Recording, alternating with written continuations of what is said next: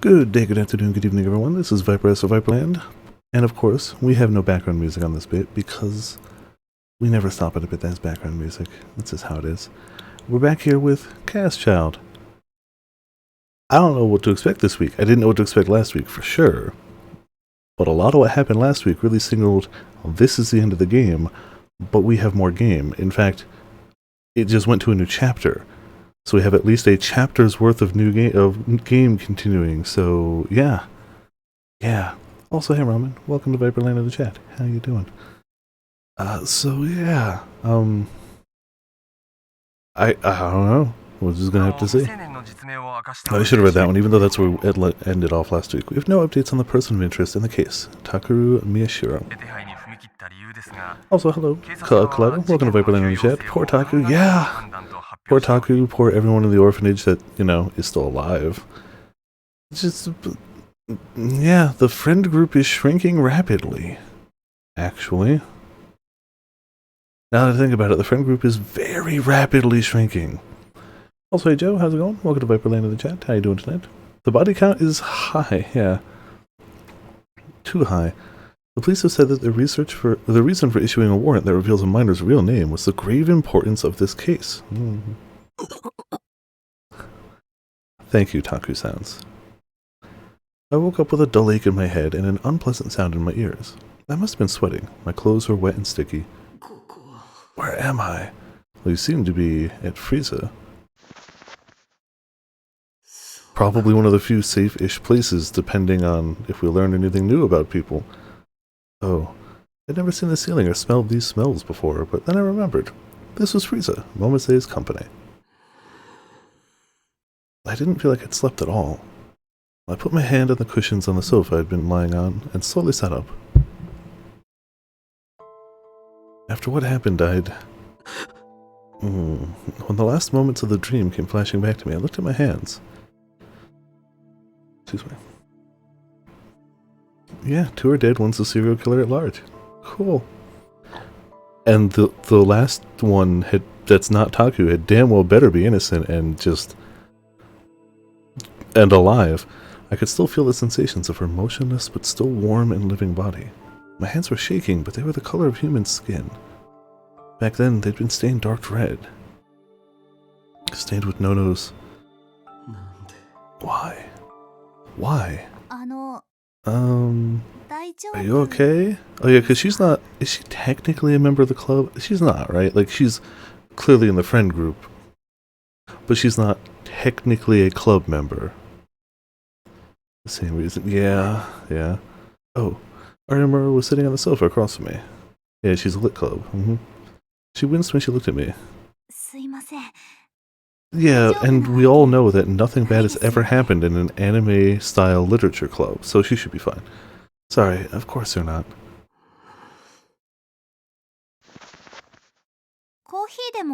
I'll go make some coffee or something. She stood up.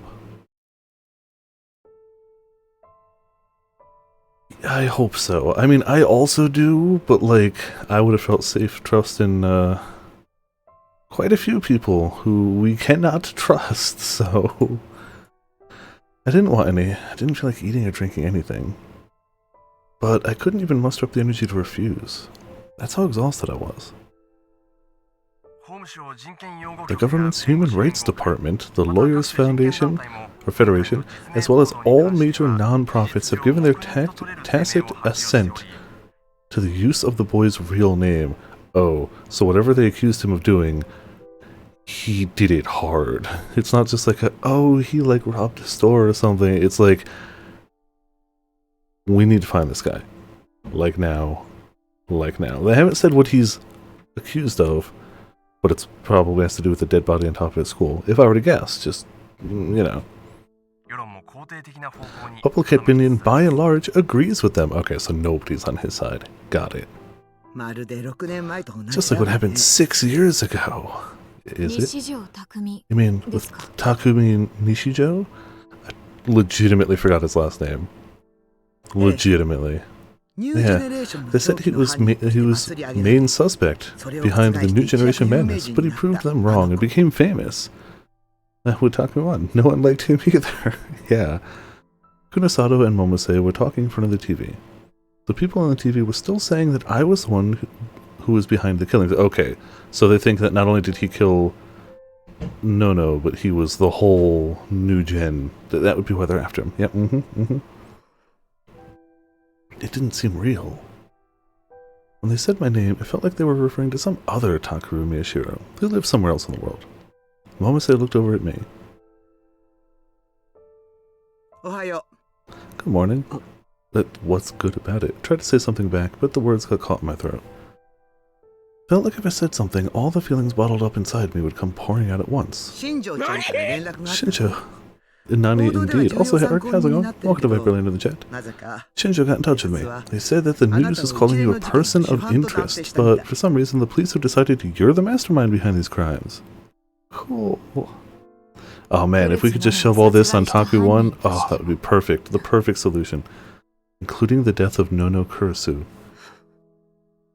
He managed to get me Nono Kurisu's top secret autopsy report, and it all looks very bad for you. It's probably all faked. They haven't even gone through all the right legal channels.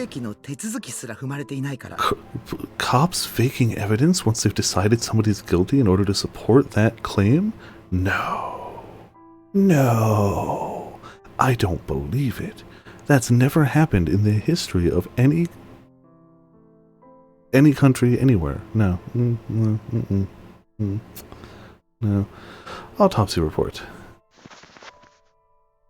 Oh yeah, the Nidhogg weapons are inexpensive and cool. I couldn't process the phrase. I heard it, but it didn't make sense. The police still don't know you're here at Frieza. They're searching around Hekiho Academy and Alba Dorm. The voices got further away. I could tell they were saying something to me, but I couldn't figure out what. That's strange. They should be trying to give me information about what's happening to me right now. Information? Why? Would it help? No. Excuse me. Help with what? What could it help me solve? No matter what I do, it's too late. Kurosato slammed her hand down on the desk. I looked up, surprised. Well, do you have any idea? Idea? About what? Taki needs a hug, clearly, but like, he sure as hell ain't gonna get it from her. And if he did, it would probably have some sort of like hidden syringe in there to like perform a test on him. So, yeah, is dead or a killer. Yeah. I asked if you had any idea where Sarika Onoe might go. On the last day while you've been asleep, we went to her place with Shinjo, but no one was there. Shocking. She basically reveals herself as a killer and decides not to go home. Crazy.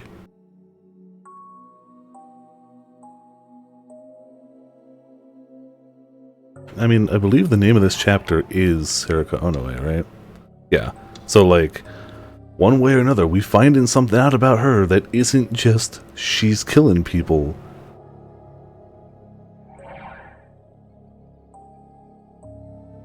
Well, that's true. Like, he's already basically... Well, he's given consent assuming she can save his friend. That's a big if, and we don't know if that's happened yet, so... Day? So today was November 5th? We took the data off her computer and copied it, but didn't find any clues. We have no idea where she could have gone.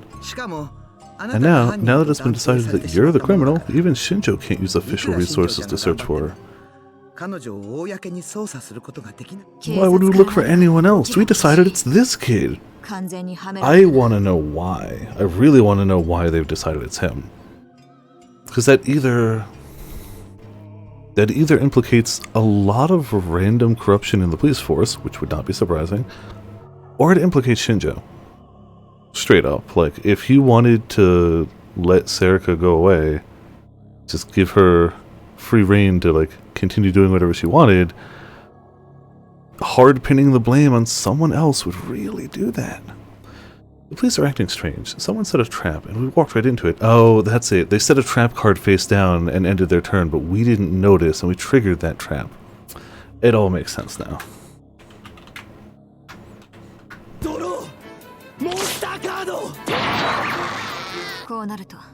Which means you're our only clue. You're Sarika Onoi's childhood friend, so you must have some idea, right? Yeah, just like we had some idea that she was going to go off killing people. It really shows how much you know a person. Sarika's childhood friend. Yeah, that's right. Sarika was my childhood friend. She'd always been with me since I was little. We did everything together. Falling dead when we looked back. Ah, was he? Oh, yeah, you had mentioned some of that. Because the last detective... Yeah, honestly, I feel like that's the biggest evidence against him being part of it, is just... Would they really make it the detective twice? And that's really... a weird meta way of thinking about it. And in no way actually clears him. But like... Yeah, he could have, unless they were trying to play the long game. We don't know what Sarika's actual motivations are. And if for some reason she's got some weird motivation where she had to play out the whole thing, and for whatever reason he was with her, not necessarily just him leading it, then it would make sense for like it to go to this point before he's like, ah, Taku. But like that's a lot of ifs. There's a lot of ifs in that statement. A whole lot. So like, yeah. Still weird though. So just, yeah, no, that's fair. So why would Sarika...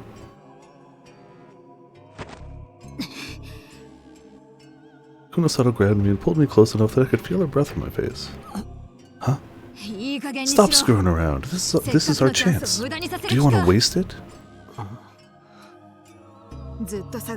We finally know who the Gigalomaniac serial killer is. If we can find her, we might be able to find them. A serial killer is someone who murders 3 or more people. See, I always thought the number was higher, but yeah. The term was officially created by a former FBI officer to refer to American Ted Bundy, who killed 30 people between 1974 and 1978. Most serial killers kill for pleasure, and many become serial killers after failing to find satisfaction with just one murder. Oh man, I murdered one person and now my life isn't magically complete. I better try a few more to make sure that that's not the key to happiness in life. Serial killers with severe mental disorders are classified as psychopathic killers, which can affect their sentencing during trials. Those who kill for political reasons or as part of an organized crime gang are not considered serial killers. In addition, those who kill large numbers of people at random in a single incident are called spree killers, which are considered separately from serial killers. I didn't know there was such a strict definition, but okay, yeah.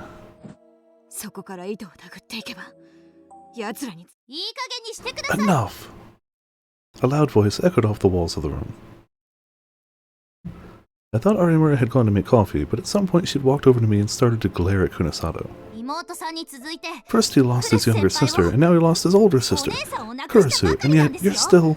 She's always going to be like this. She's a terrible person. But thankfully a terrible person who's probably not a killer. Probably not this killer. I wouldn't actually be surprised if she hadn't experimented to death somebody at some point, but I don't believe I still don't think she's in any way related to these killings. Arimura, come to think of it, she'd been really worried about Kurisu, so I promised that I would find her.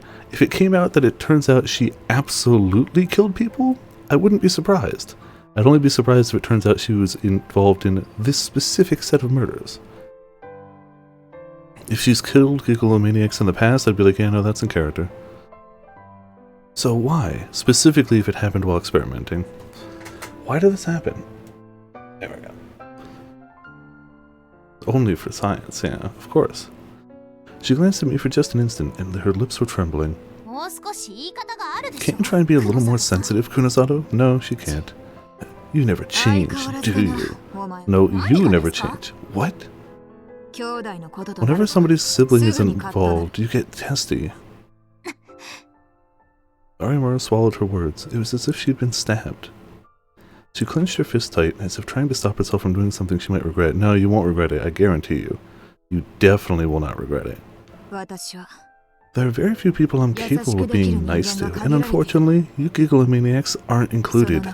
Oh. On one hand, she at least realizes it. On the other hand, like, oh. Nobody should be proud of the fact that they can't get along with a lot of people. That's it's not a mark of pride. Kunosato let go of me and spoke. Her voice as cold as ever. Oh man, you know she watches Rick and Morty, right? You know for sure she watches Rick and Morty. You're a horrible person. Because the only reason she can't get along with people is because she's actually just like a genius. She's like a magical genius. And like, since all geniuses in fiction turn out to be just assholes that can't get along with people, big examples obviously being Rick and like House, the fact that you can't get along with people only proves how superior to them you are and how much better you are. You're not an asshole, you're just a genius. A misunderstood genius who's an asshole to everyone. There's no point in lying to you. All I want to do is find the killer and whoever's behind them. But still, just a symptom of perfection. Arimaru's phone vibrated in her pocket. Stupid wrong-siders.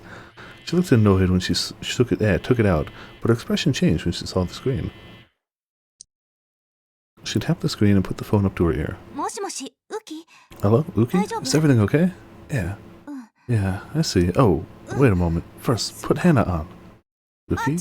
Hana? Come to think of it, where were they right now?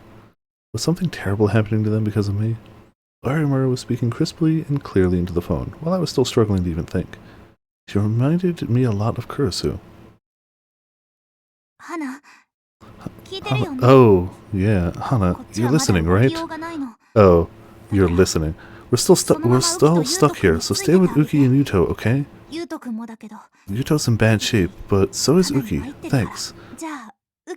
Okay, put Uki on for me. It's not arrogant, most people. Yeah, she's listening. That makes more sense. Then she handed me the phone.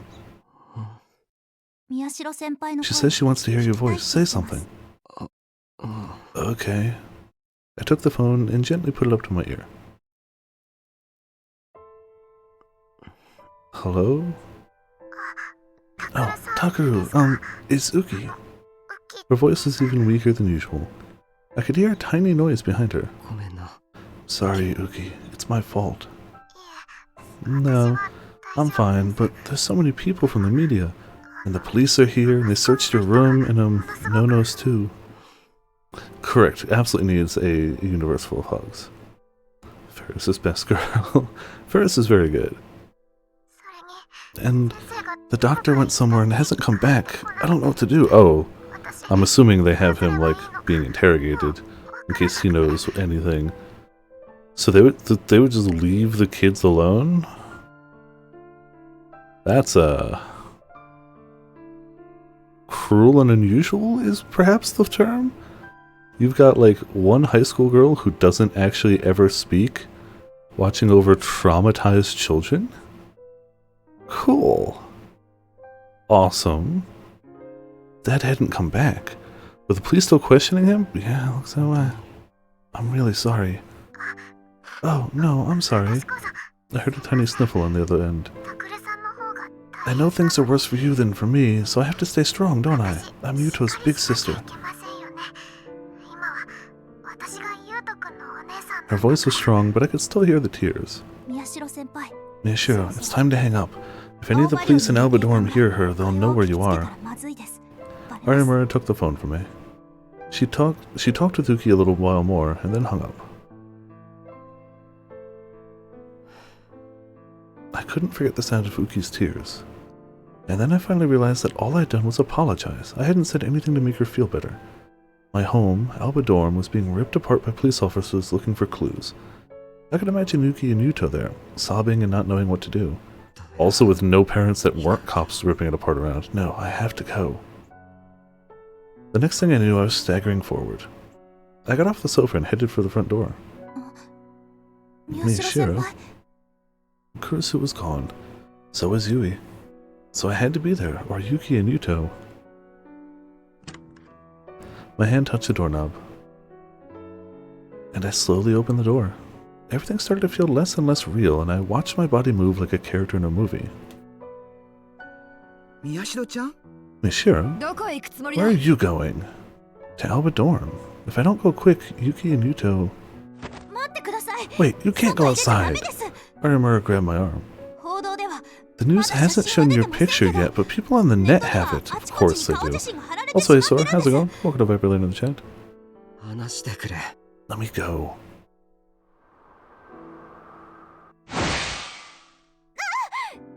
Oh, okay. Arimura screamed and her hand was knocked away. Miyashiro. It was only when I saw the look of shock on her face that I realized I'd used my power. I could see the D-sword. The symbol of my useless power, which couldn't even protect the girl I loved. What good is this thing anyway? Damn it. Damn it. Damn it. Well... I get it. But he gonna get caught. Miyashiro! My body started running on its own. I ran out of Frieza without knowing what would happen if I left. You gonna get caught. Excuse me. There's no better way to not draw attention to yourself than sprint down a city sidewalk. I hadn't run that far, but my muscles were starting to scream. I couldn't stop moving. Things in front of the train station were the same as ever. Nobody noticed me, somehow. There was a picture of my face out there, right? So why didn't anyone notice me? Because not everybody goes on 4chan. I didn't understand. Had it all really happened? Or did everyone here not know what had happened yesterday night? Actually, all the people who go on 4chan aren't out here on the streets. They're in their rooms.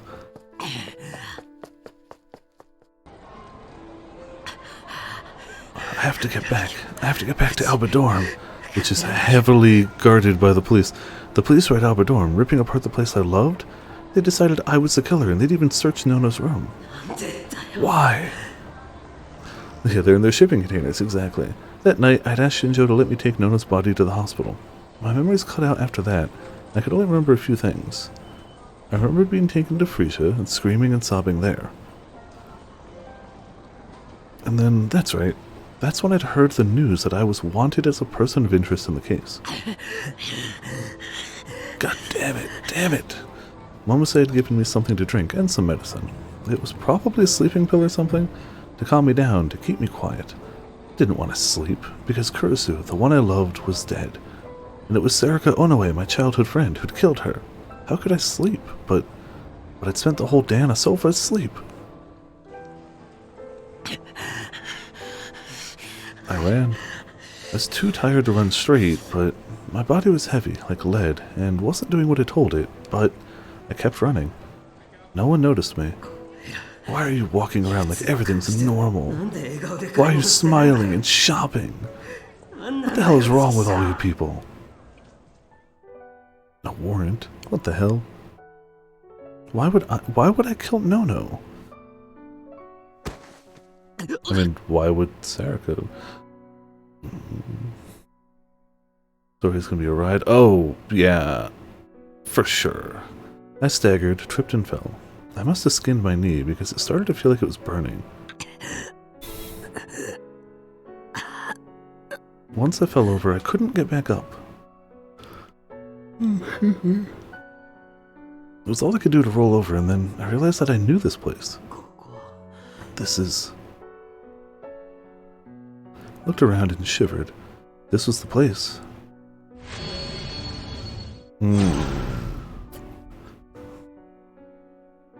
I mean, the only thing I could think that would make it... I mean, not even logical, but like... Maybe if she's being controlled by someone else, but like, I don't know. At what point it is the staircase of so-and-so is being controlled by so-and-so, being controlled by so-and-so? I mean, I'm sure the top step is the Committee of 300, but besides that. This is the place where my best friend had carved my little sister into tiny little pieces. I felt a sudden strong urge to vomit. Was it because I'd been running for so long? Or was it because of my memories of this place? Both. What the hell? Why the hell would I come here now? I thought I'd been running the right way, but I was in such a hurry that I'd taken a wrong turn. So you're saying now you're a wrong-sider? If this was some kind of trick that God was playing, what the hell was he bringing me here for? Was this his way of telling me that I could go back to that night and reset everything? That was impossible. If we were in another game maybe, but not in this one. With every passing hour things got worse, and there was no changing the past. At least not in this game. If you were in a different one maybe. God damn it all. I punched the ground with my full strength, not caring about the pain. Oh, that's how you break fingers. Again and again. My hands wouldn't stop. I wanted to destroy it. I want that sound effect to stop. But did I want to destroy the ground or my hand? Maybe myself, or the way I was feeling. God damn it all. Are you alright? No, short answer. Suddenly I heard a voice. I looked up and saw two boys, about college age. Are you not feeling well? Suddenly the look on one of the boys' faces changed. Ah, he stepped back and dragged the other away. What? Shit, dude. What are you talking about? That's Takeru Miyashiro. Huh?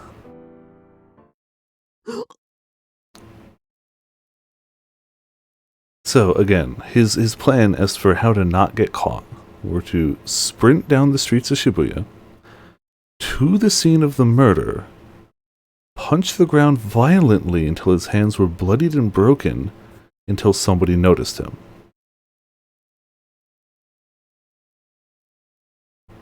Cool. I stood up in surprise. I had no idea who these people were, which meant that my photo really was on the internet. Oh. I mean, you know. I felt a sharp pain in my stomach when I stood up. Well, as you'd expect from right-sider, always. Also, hey, welcome to Viperland in the chat. How you doing tonight? Yeah, again, I can't really fault him for any errors of judgment at this rate, because boy is he not thinking straight. It took me a second to realize I've been kicked. What the hell are you doing? Huh? He's that serial killer, right? Don't worry. No way a wrinkly wimp like this is gonna beat me. Hang on, I'll call the cops. Don't even bother. Ow. Something hard hit my face, my shoulders, and my stomach again and again. I wiped the blood coming out of my nose with my arms. I couldn't keep my eyes open. What's wrong, murderer? He started to get excited and yell as he kicked me. I opened my mouth to tell him that he was wrong, just as he kicked me in the stomach, and drool and vomit came pouring out. Stop it! Why is this happening to me? I heard the sound of shattering glass, and the impact stopped. Again? Hey! Hey, you little shit! What do you think you're doing to my friend, huh? Did they say his full name? No, I thought it said...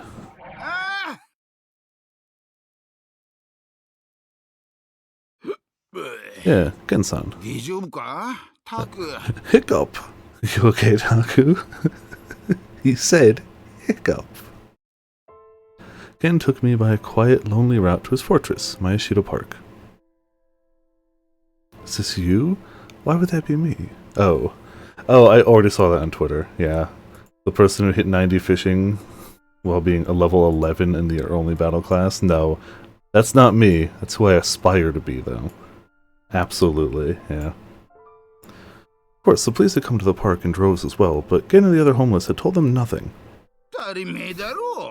Of course not. My country does not abandon its comrades. Thanks to them, the cops didn't even know which trailer house was mine yet. Otherwise, I wouldn't have been able to come here. Felt like a long, long time since I'd come here, even though it hadn't been that long at all. Lucky ocean fishing existed? Oh, 100%.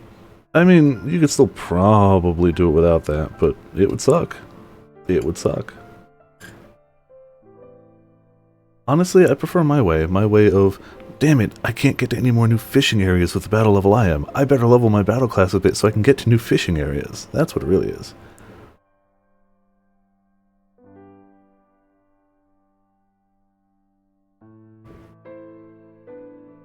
The two boys who'd attacked me must have called the cops because I could hear sirens going by in the distance. This place probably wouldn't be safe forever either. You know, Taku. Gen took out another bottle of liquor and started to sip from it. Gen fell silent. He looked at me like he was trying to work himself up to say something, and then looked away and took another drink. Glimpse by level 11, I wonder? Yeah, I think around 10 is where you do the stuff to go to different towns. I wrapped my arms around my aching body and waited for him to speak. And after a long time, I heard about the lady. Oh, which one? A pain worse than the one from my injuries ran through my whole body. The news wasn't talking about anything else, so it wouldn't surprise me if Gen knew about it. I can tell you ain't the killer. I'm of noble blood after all. But you know, Taku, is she really dead? This time I could hear what he was trying to say. Was Nono really dead? Excuse me. I sat in the familiar RV asking myself the question again and again. And Gen took sips from his bottle and waited for me. Yeah. Didn't know how long it took me to do it, but I slowly nodded. Nono is gone.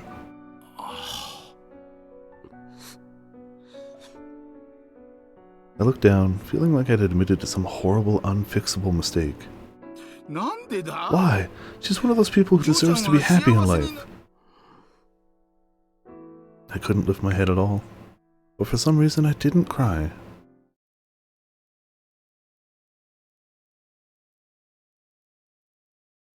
Okay, so we got nighttime.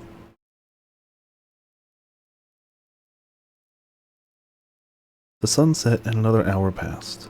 Never did make it back to Alba Dorm. Good, you would have got caught. Cool. Gen's here like, why writers? Why would you do this? Turns out Gen is actually Taku 1. Somehow. No, he's way too good for that. Way too good for that. Gen's friends had told me the police were watching it, and it was impossible to even get close, which you should have known. I tried to go anyway, but Gen took a gulp of liquor and said this to stop me. You know, Taku, if you get arrested now, you lose. No, I mean, besides the fact that he looks nothing like him, he also acts nothing like him, so like... Isn't that going to be what makes the little kids waiting for you cry, huh? Lose? Then I remembered what I'd been thinking the last time I was in this room. It was like the killer was playing a player in a game challenging me. That player was, though I still couldn't believe it, my childhood friend. It just said Gen had friends. Ah, you're right. Yeah, no, that's true. I'd kept losing to every move she made, and she stole the people I'd cared about. What if I'd been able to win the game? This whole nightmare. It never would have happened, right? Gen, sorry, but I need your help with something. Sure thing, but it costs money to hire me. I'll put it on your tab so you can pay me once it's all done. Gen gulped down the last of the alcohol from his cup. A cup? I truly imagined him hitting it straight from the bottle. I went with Gen and a few of his friends to a certain condo in Daikanyama. That word has nya in it. Clearly it's better. Deliberately choosing the routes with the least amount of people. We passed by police officers several times, but because of Gen and the others, no one suspected me. Exactly. It's clearly powerful. Is that the place? Yeah, just help me get inside. I can do the rest myself. Farrah says a hyena there? Probably. Sure, make it quick. This was Sarika's house. It was where I was heading the night I'd lost Kurisu. I'd come here a few times, though not often. When I'd just left Alba Dorm and gone to Miyashita Park, I didn't know how to get food or do my laundry, and Sarika had helped me out. I'd used her shower, and sometimes even stayed up to stay the night. Of course, nothing had happened between us. I looked up and saw that the lights were off. There was no sign of any police or detectives. Okay, let's go. I took Ken inside and left the others behind. I went to Sarika's room and used my power to open all the locks. I'd taken Gen with me because I couldn't reboot my power on its own. Gen's eyes had gone wide when he'd seen the door open, but all he said was, I guess must be drinking too much. Thank you. You can go home now. Sure, take care. Ken patted me on the back and left. Once I watched him go, I went inside. Tried to sense if someone was in the room before I turned the lights on. Yes, my power of being able to move objects without touching them is also a spider sense of person sensing. There was no one there, including Sarika. Once I was sure I was alone, I turned on the switch. It was a normal room. If anything, it was a little more grown up than you'd expect from a teenage girl. Yes. Only a little. You're right. The room wasn't especially messy. Wasn't messy at all, Shinju and the others had supposedly come here once, but they hadn't ransacked the place in their search. Where did you go, Onoe? Is that really his whole whose eyes thing? Yeah, it's true. Momose had said that they'd found nothing here to indicate where Sarika had gone. I'd come here because I wanted to know what Sarika was really after. What was I supposed to do now? And when I did find Sarika, what would I do then? Ask questions?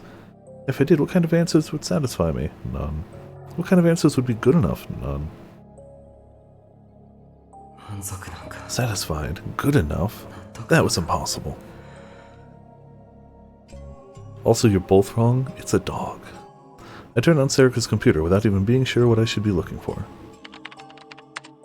For some reason, she didn't have it password protected. I opened each file I could find and looked inside. Nothing. None of the files were important, just like Momose had said. There was a folder marked Newspaper Club that was filled with information about the case, but it was all stuff I'd already seen at school. That's right, what about the drawers?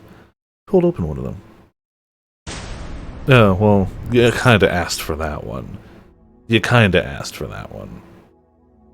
flinched back when I saw what was inside. Sumo stickers, and not just one or two.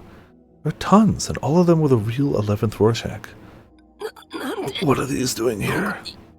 A little trolling, yeah, you know. It's fine. It's fine. A Horok? Oh, yeah, you're right, that's what it is. Barely managed to look away before my vision dimmed and I passed out. When the stickers disappeared from my field of vision, I forced myself to take control before the horrible delusions overcame me. Sweat beaded down my forehead. I still don't get how she'd be able to look at them then if she was also psychic. Maybe it just somehow didn't affect her, or like, she got used to it? I don't know. Quickly tried to shut the drawer, but then I heard a metallic sound inside. I rummaged through the drawer with my hand, taking care not to look at the stickers. He might actually be dead. Something screwy going on? I don't know what you're talking about. Nothing screwy here. I touched something hard and flat. Pulled it out and quickly slammed the drawer shut. What is this? Huh? Aha. It was my phone. And not the new one I was using now. It was the one I dropped at AH Tokyo General Hospital and never found after that. Yeah. Yeah, you called that one. I fearfully turned it on. And I saw the picture I'd set as my wallpaper. It was the photo I'd taken with everyone. Wow, back when people were happy. Hands on the wall! Oh, man.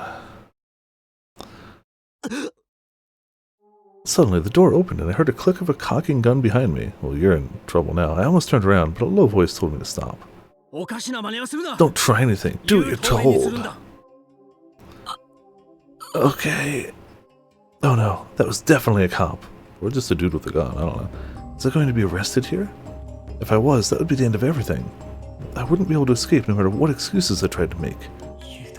Yuto, Uki, Dad, I'm sorry, I won't be coming home.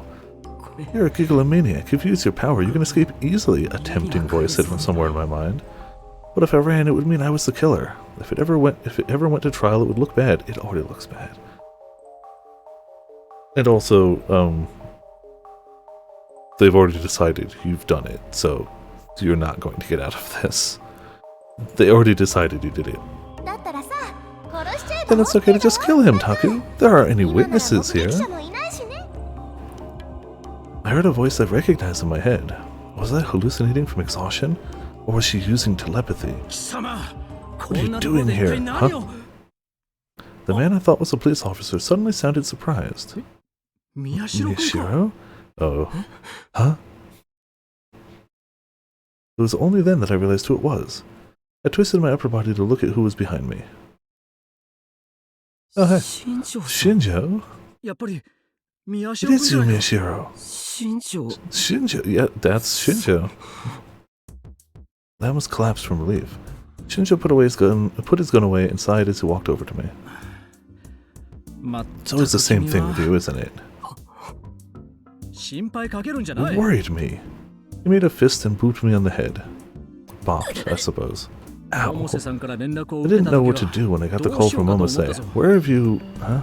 He stared at my face. How did you get hurt like that? Oh, yeah. Oh, this is... I explained what happened this afternoon. I see. Shinjo sighed again. You know, the situation you're in, right? You shouldn't be going outside. Very much. Also, I don't know, I feel like this is almost evidence to the credit of Shinjo. Like, he could have just shot him here. Absolutely. Like, unless he's got some further part of a plan of, like, I don't know, like, he easily could have just, like, he could have just, like, he wasn't even going to turn around. He could have just cuffed him and walked him out, and, like, he's too broken right now to even notice. He would have just been like, I got caught. So, what are you doing here? After a long enough pause that Shinjo started to get suspicious, I answered him honestly. I don't know. What? I was planning on looking for her, but then I realized I don't know what I'd do when I found her. Why had Sarika done this? Yeah, that's not great either. Playing 5D chess? Oh, always possible. Any character in any of these games could be playing 5D chess at any time. Was she really responsible for everything else that had happened too? If she said yes, would I believe her? If she said yes, what would I do? What do you think I want to do, Shinjo? I'll give you this. If it's a gun, you're making a mistake. Shinjo took something out of his suit pocket and handed it to me. Sorry, but I looked inside it. I didn't know what might be a clue. I found it when I searched Alba Dorm. Honestly, your family should be the only ones to read it, but the rest of the force hasn't seen it. I'm sorry. Shinjo bowed his head a little. On the front of the envelope was written, "To my beloved family," and on the back, the name Nono. Oh yeah, because she kind of knew she was gonna not be coming back. I opened the envelope and there were several sheets of paper inside. They were covered with rows of neatly handwritten words. To my beloved family. This is gonna be happy times. To my beloved family. I'm writing this in case something terrible happens. Case.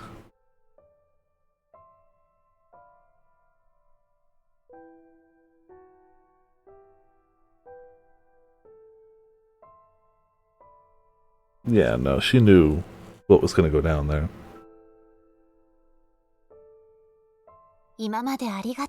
Thank you for everything. Everything in my room is yours to use. It would make me happy if you kept the furniture for the next person who becomes a part of our family.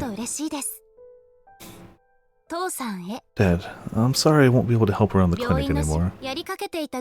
All the paperwork I haven't finished is in the drawer in the exam room. The medical books I borrowed are on my shelf. You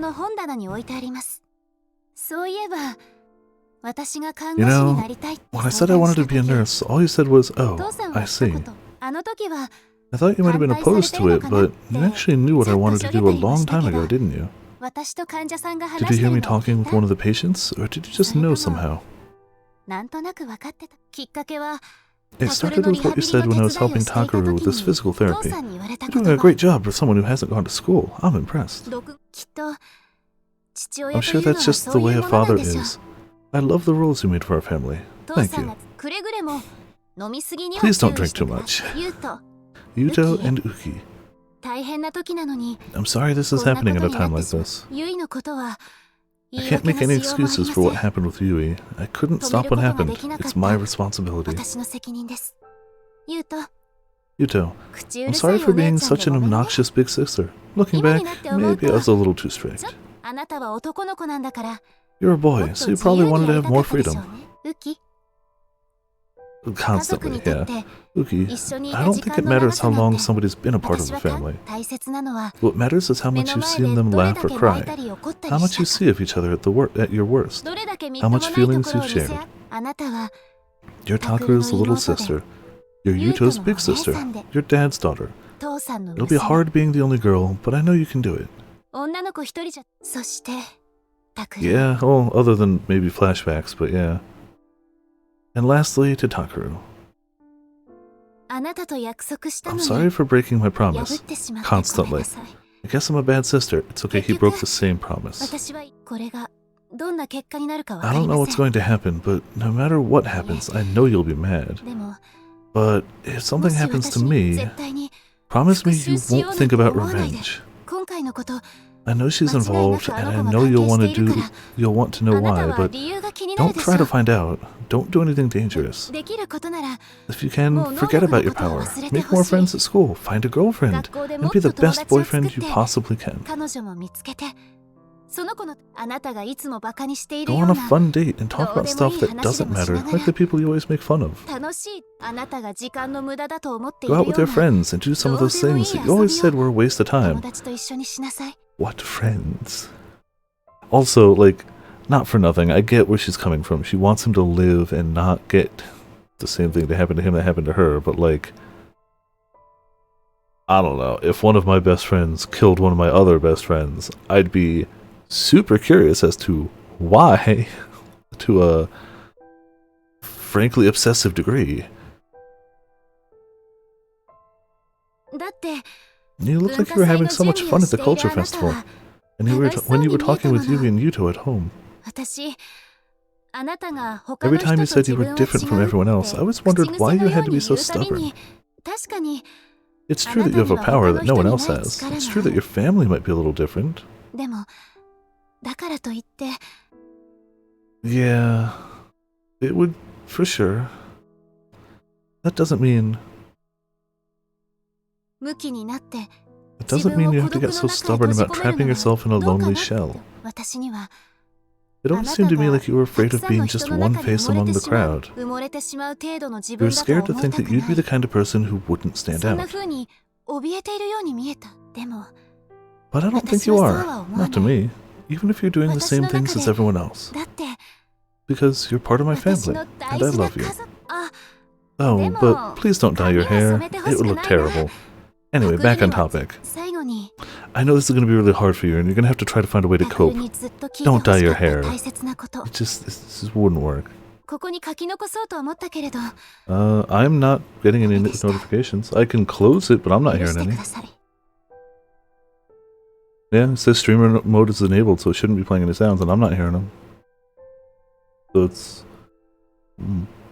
Finally, I wanted to write down the one thing I'd always wanted you to know, but I couldn't. Please forgive me. When you find out someday, somewhere, you're going to despise me, you're going to hate me. Literally, taking your final secrets to your grave? But please, never doubt my love for you. Not only was she hiding something, she still is. I love you. If you can believe that no matter what, these feelings are real, that's enough to make me happy.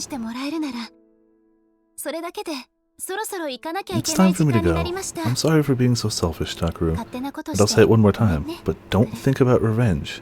Don't do anything dangerous. Classic no-no. Forget everything and live the same life as everyone else does, but don't get buried among the crowd.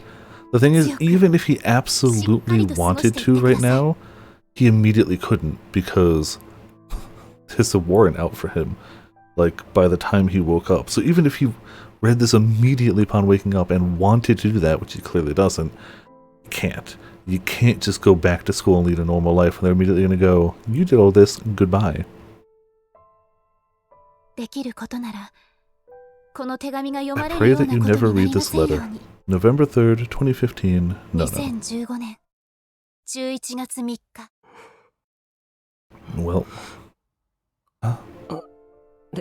Tears started to pour from my eyes as soon as I finished. Tried to wipe them away, but they wouldn't stop.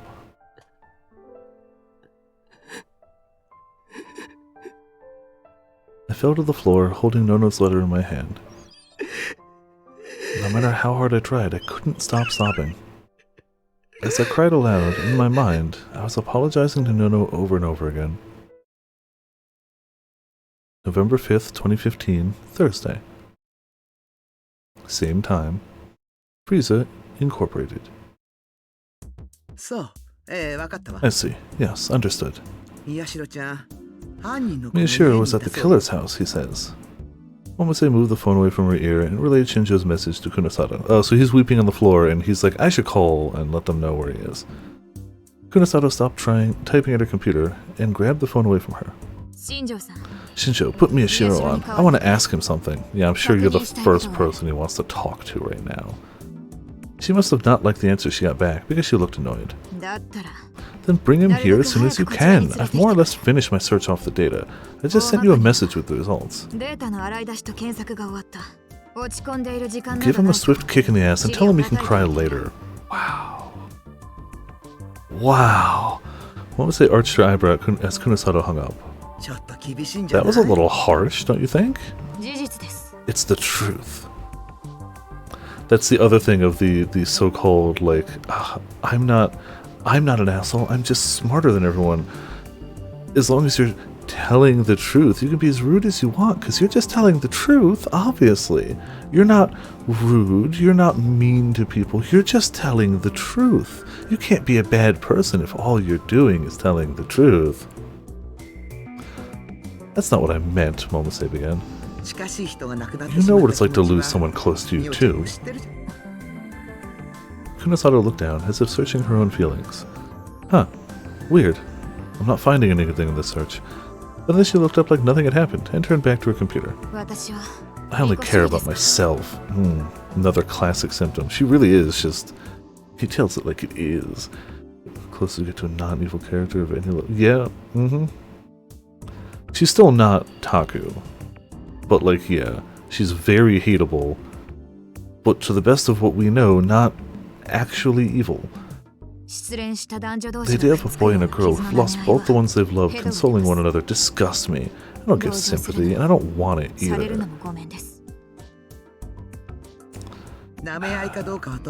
think that sympathy is part of being kind, you know. That's funny, I don't think she wants to be kind, you know. And I think there's nothing that pushes a person away so much as saying, I know how you feel, so hang in there. No, I'm pretty sure nothing pushes a person away more than stop crying and get your butt back here. I gotta ask you a question while somebody's grieving. I'm pretty sure that's the actual one. Pretty sure of the two, it's the former that pushes them away faster. You don't have to say anything. People can just tell. Being able to do that is part of being an adult. Kunosato chuckled as she looked at the screen. I'm a minor. And then Momose chuckled too. That's the problem, isn't it? She sighed.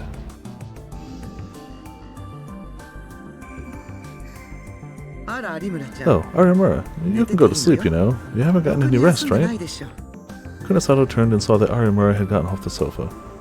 She looked like she wanted to say something, but instead she just took a deep breath.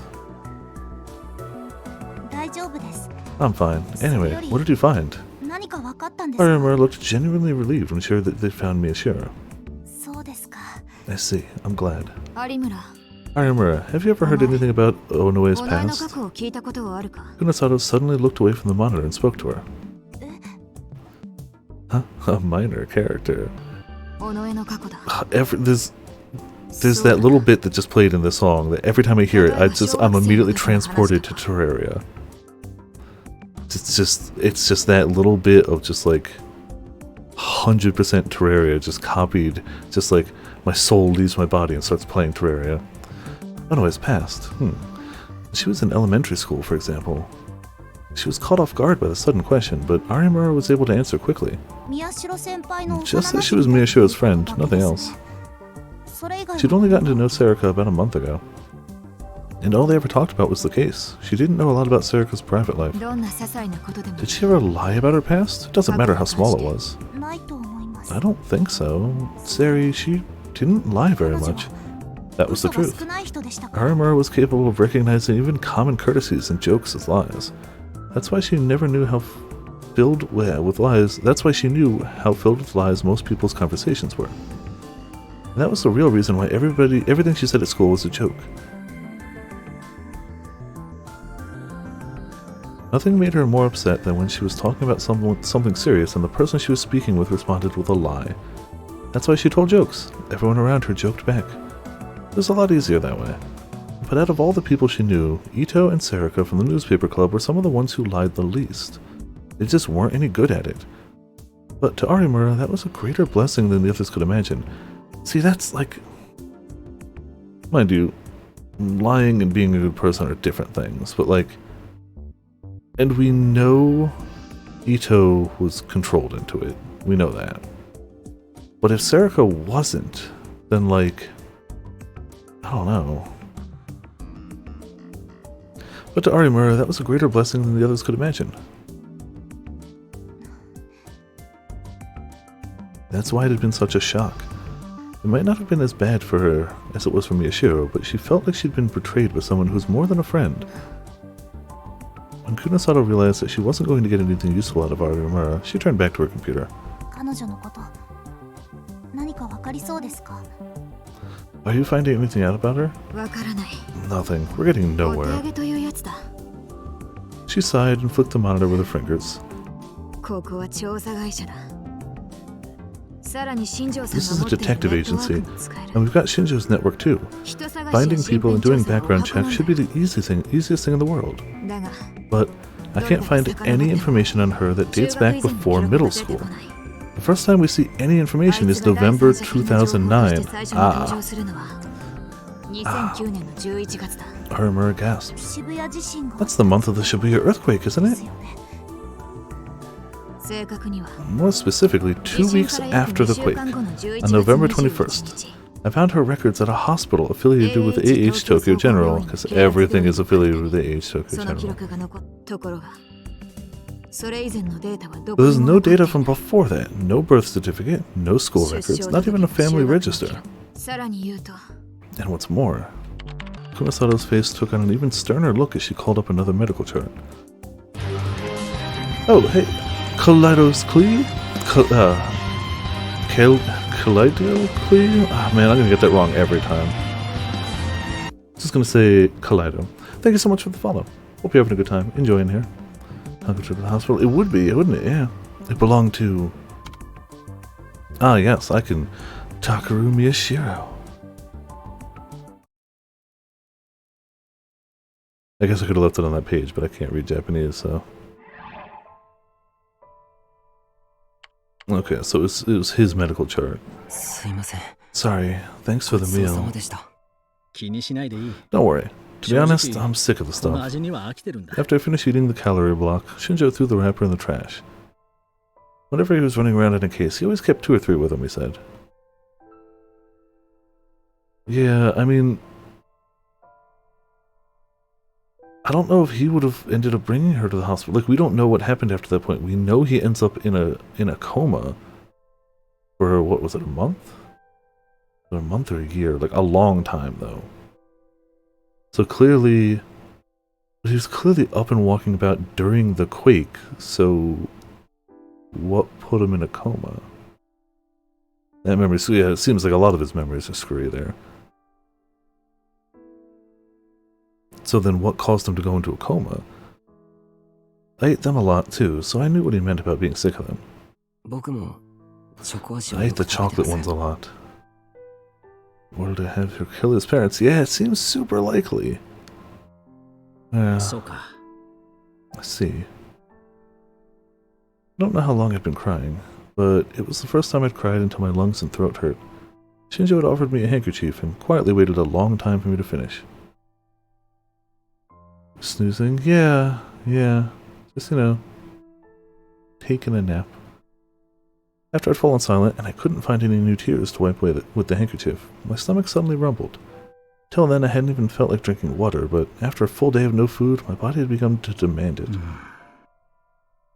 Shinja was fiddling with his cell phone. He seemed to be checking his messages.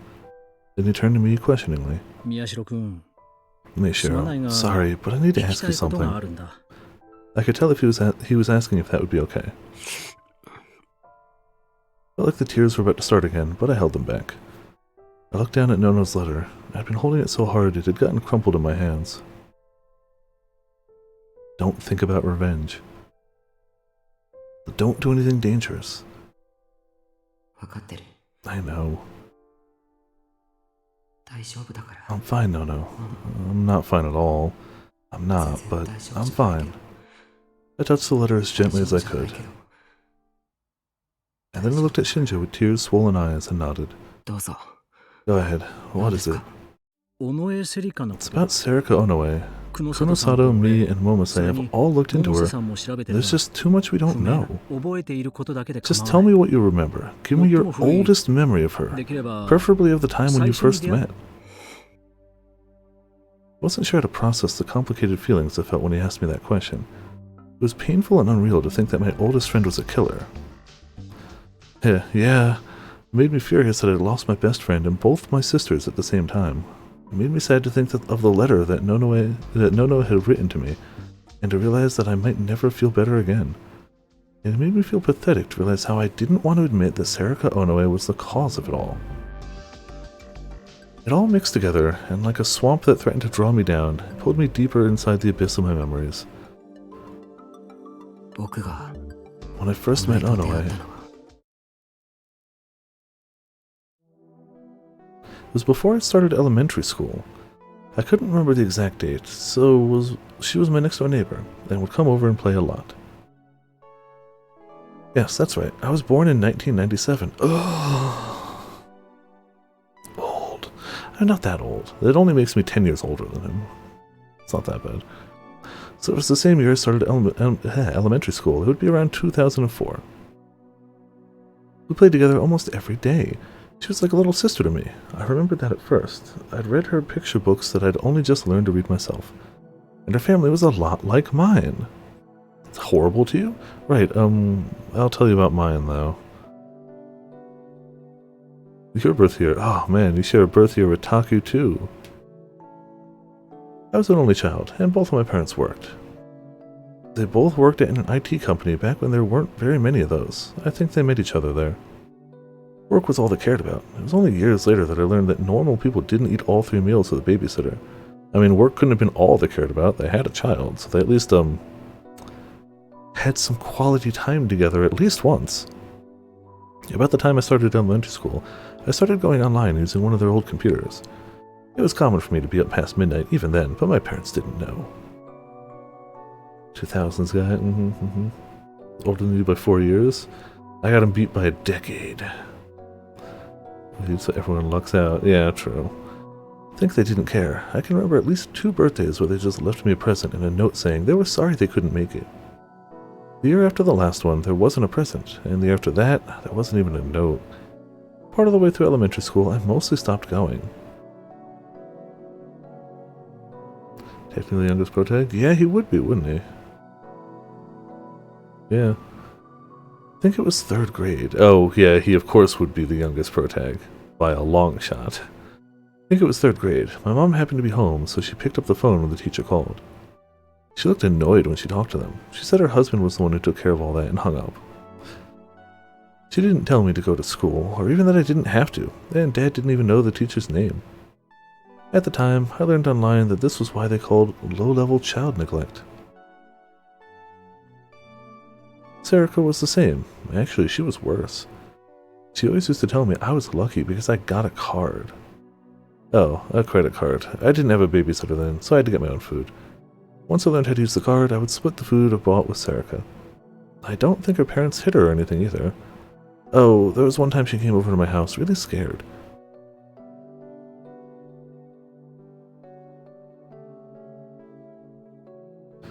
Her parents had tried to force her to go to a hospital, she said. No, I don't know the details, but they said all kinds of mean things about how she was crazy and how she wasn't normal. So I think it was a psychologist or a psychiatrist or someone who worked at a hospital like that.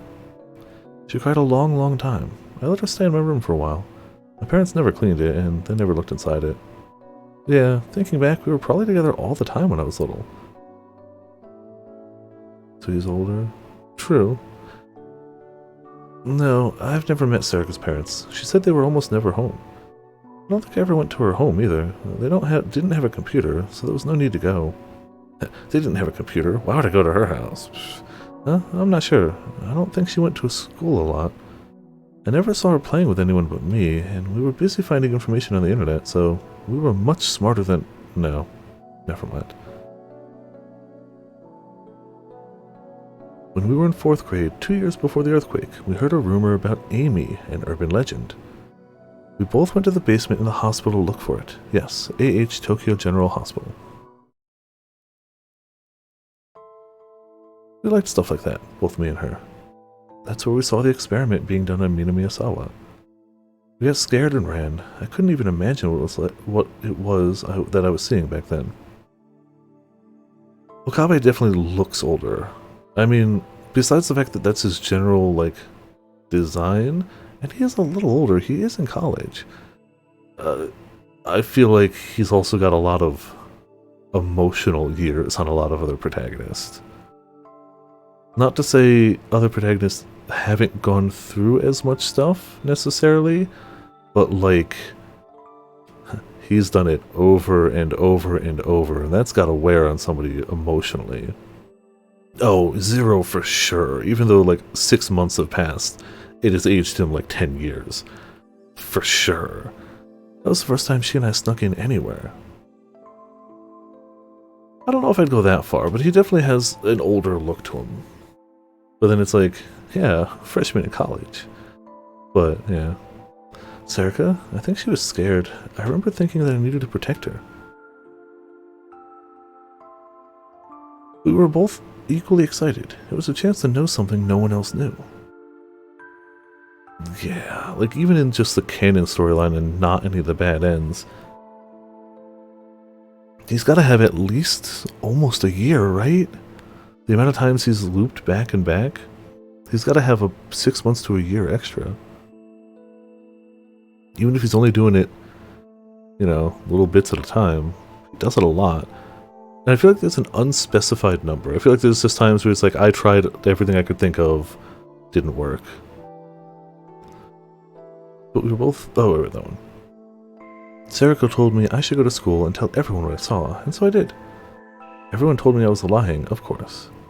So then I started going even less. I started researching the sumo stickers and stuff. We tried making a webpage about it together. When we were in 6th grade, the New Generation Madness happened. That was 2009. It was like we'd gone crazy. At first, we couldn't believe that something like that was happening in the city we lived in. We spent almost the whole day glued to the computer, following the news. All happy news stories, yep. Perfect for a 6-year-old. When something big like that is going on, if you take your eyes off the internet for even a few hours, you'll get left behind. It's not 6, was it 2009? Yeah, never mind.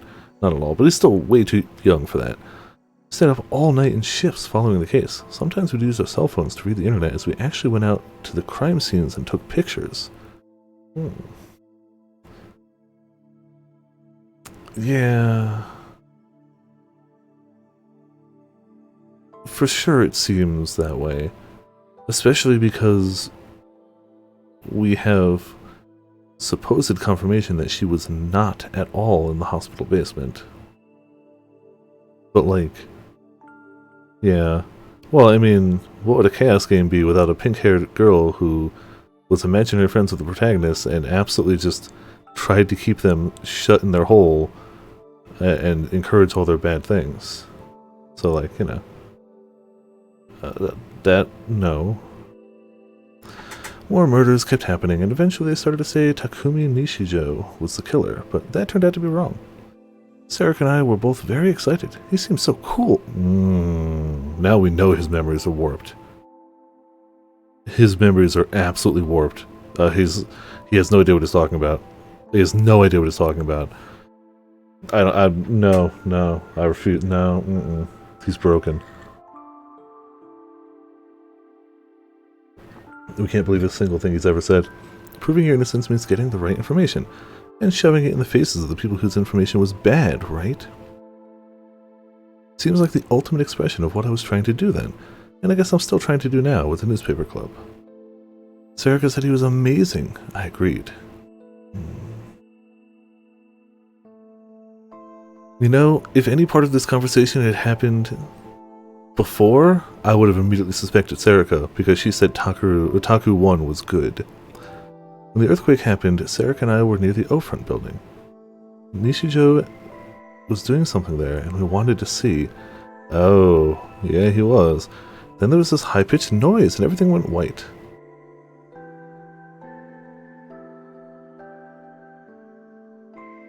So they were there, yeah, they saw that, and then it happened. At first we didn't think it was an earthquake, we thought it was a bomb or something. The ground bounced up and down like a trampoline, and several of the telephone poles near us fell over. I could hear screaming and the sound of breaking glass. Someone yelled, "Earthquake!" That's how I knew it was an earthquake. Anyway, Sarika and I ran away so we wouldn't get caught up in the people panicking. We didn't know where we were running, but we didn't want to be there. We got caught up in the crowds, and Sarika and I were quickly separated. When that happened, I got scared, and all of a sudden I couldn't move. I got pushed over and fell, and then I crawled behind something. The shaking had stopped, but what had scared me more than the quake was the way everyone around me had changed in an instant.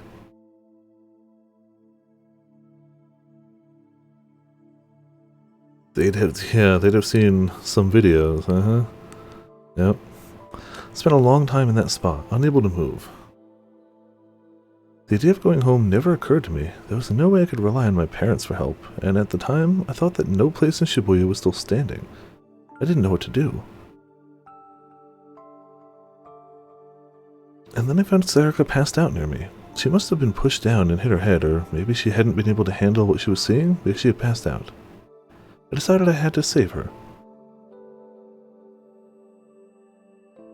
The information online said that Yoyogi was relatively undamaged, and the hospitals were accepting patients. I carried it on my back and started walking there. And then... No, never mind. Anyway, I just kept walking, and I finally reached the AH Tokyo General Hospital, which had been turned into a temporary shelter. Sarika looked like she was in pain the whole way there. She didn't wake up. I saw my parents there, and then I collapsed from a terrible headache. That's all I remember from the earthquake. Yeah, casually leaving out a few things, yeah. When I woke up, I was in Alba dorm, and a year had passed while I was in a coma. And that's where I met Nono and the others.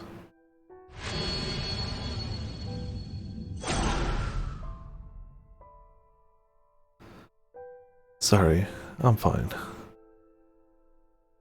I heard what happened then from Nono and Sarika. Sarika woke up at the hospital and saw me unconscious. She stayed with me the whole time, and when AH Tokyo General overflowed, I was moved to one of the other hospitals in their network, and she came with me. She wasn't in good shape either, and I guess she didn't want to go home. She refused to leave my side, and when the people from the hospital saw her, they put her into care. Counseling, I mean. Her parents died in the earthquake, she said. So did mine. Given the circumstances, the hospital didn't seem to mind her staying there with me, but once things started to calm down, they sent her home. She found some relatives who agreed to help her get a place, the one she has now, and then every day she came to visit me in the hospital. No, I don't know. I think she said they were relatives who lived a long way away. The house she's got now is pretty nice for just a house some relatives helped you get. It's an apartment, but still, like, Yeah, I can imagine that would be enough stress to put a brain into a coma for, you know, a year or so. No, I don't know their names, I'm sorry. Some time passed, and since there was nobody to take me in, I was moved to Alba dorm. Well, not immediately after. The light happened, he went to go hide. After some time, he's like, I should do something. Saw her, brought her to the hospital. So it wasn't an immediate thing, but it was after that point, for sure. He had also said, but he also did specify that they had gotten separated.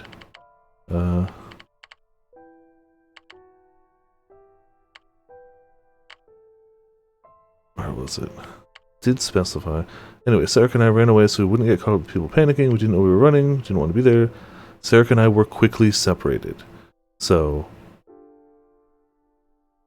from his point of view, they had gone to see the whole Taku 1 thing and had gotten separated, and then he found her passed out later. But she still stayed with me the whole time. That's when she met No-No, I guess. They were good friends. So, yeah, the first time we have any proof of her interacting with another person that we are aware of is after he wakes up from the coma. So, like, for sure, well, that also doesn't necessarily mesh with what we saw in that flashback from earlier, from last week. Because there was definitely a bit where he's like, oh, he's heading to AH Tokyo, but nobody's reacting to the girl that's on his back, who he should be carrying. So, like, yeah, his memories are not reliable. He said Taku 1 was cool. His memories are garbage. But I feel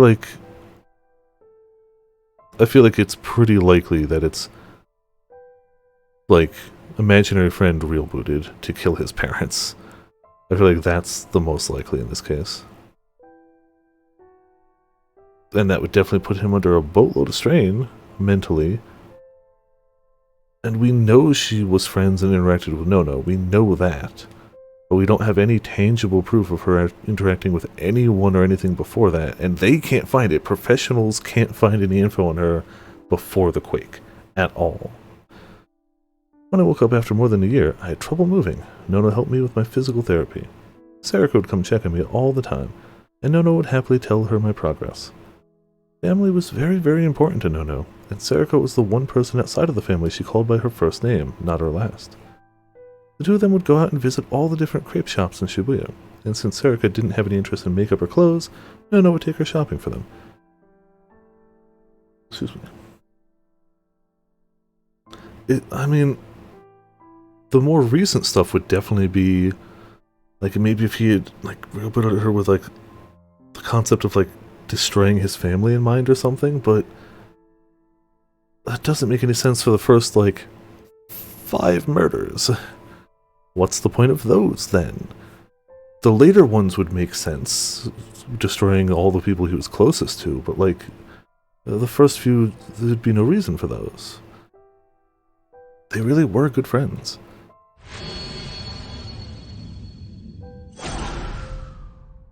But, because he didn't know any of those people till the murders. He still didn't know them, he didn't even, like, hear about them until after that, though. Long-lost siblings of Taku? Setting up a mystery to solve, give him a purpose? Maybe, but then why make it so personal? If she just wanted a mystery to solve, he was already super invested in it. Why make it so deeply personal? Yeah.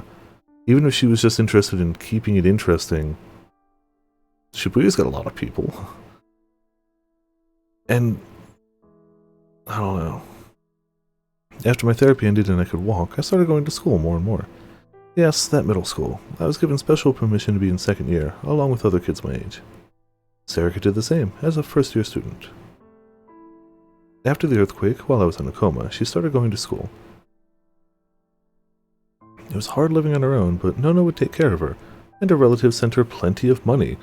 Her unnamed, unknowable relatives sent her lots of money, without ever being in her life, just ship her money. Ship her money. She seemed to be doing better than she was at her old house. No, there was nothing strange, I think. But No-No insisted that Mina Miyazawa did not hate him. And we know part of whatever she's hiding is absolutely that she clearly still interacted with her, right?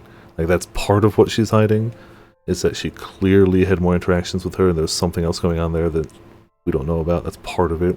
She seemed dead set that that's how she knew that she wasn't the pyrokinetic, because she was convinced she didn't hate him. So, I don't know. The one who took lies to the grave? Fair. You're right. You're right. Can't dispute that. I went to Hekiho Academy because they offered free tuition for orphans of the earthquake. It's a high school. Should be free tuition for... A year later, so did Sarika. We both joined the newspaper club and did things there. It's the only high school in Shibuya now. It was exactly as you saw it, I think. She spent a lot of time with us at school, but she had her own friends in her own class. It's private, but it isn't the only school in Shibuya now? I guess they could go to other schools. Alright. Alright. PC, Discord if you want. Sure, I'll check it out later. She wasn't part of any of their groups, but it didn't seem like they were ignoring her or anything. Never seen her with anybody suspicious, and she wasn't the type of person to keep secrets. When I didn't have a charger, she'd just hand me her phone and let me use it. That was the kind of girl she was. Was it? Okay. Yes. Sarika was a normal high school girl. A kid, just like us. November 5th, 2015, Thursday. The same day. The streets of Shibuya. Oh. Sarika was running. She was out of breath and had a terrible headache. There was sweat all over her body, and it wasn't from exhaustion. Running a few minutes wasn't enough to tire her out. Compared to what she had to do with her mind and body to commit the murders, this was nothing at all. Crap. She touched the small cut in her stomach as she ran. She felt slick blood, a sensation she was long since tired of. She would probably have to stitch it up, but if her organs weren't ruptured, she'd be fine. She was used to getting stitches without anesthetic. She didn't even have a towel to bite down on to relieve the pain. The needle didn't even need to be a medical one. But this terrible headache was new to her. Sarika stopped when she saw there was no one around. How often is she getting into scrapes that she needs full-on stitches? Official translation. Yeah, it's a shame. You're slowing me down. She punched the wound on her stomach hard 2 or 3 times.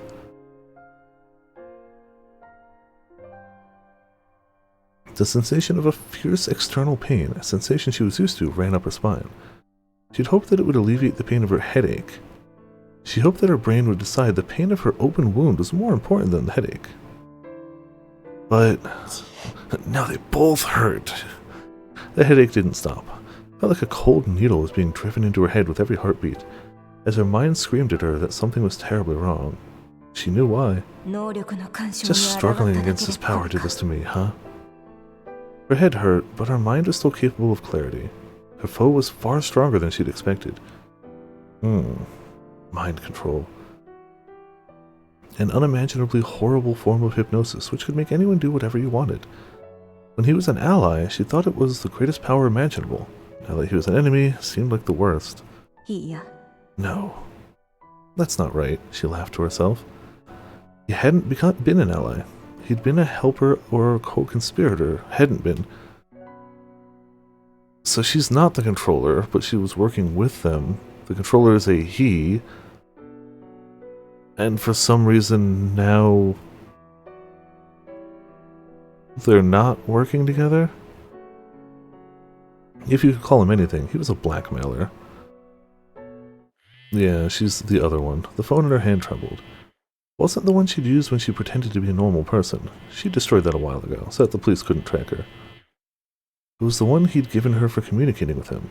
It probably belonged to someone they'd killed, or perhaps he used mind control to steal it from someone who never even knew it was gone.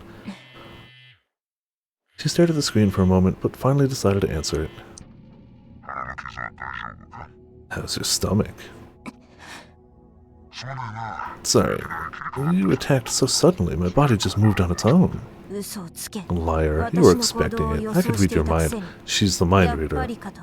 She's the one who funneled the info. That's what I thought last week, but I wasn't sure. You must have found something funny, because the man on the other end laughed. That's just like you. That's the way kids should be, though. So, you can at least tell me why, right?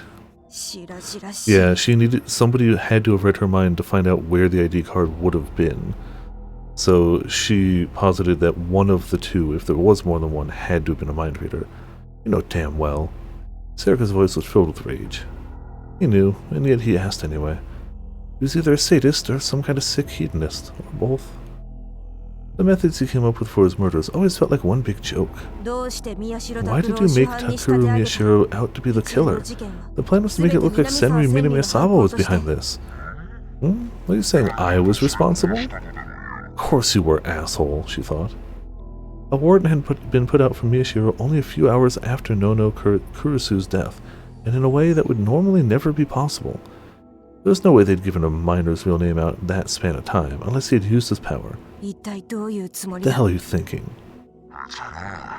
You've learned too much. I'm actually compromising for your sake. What?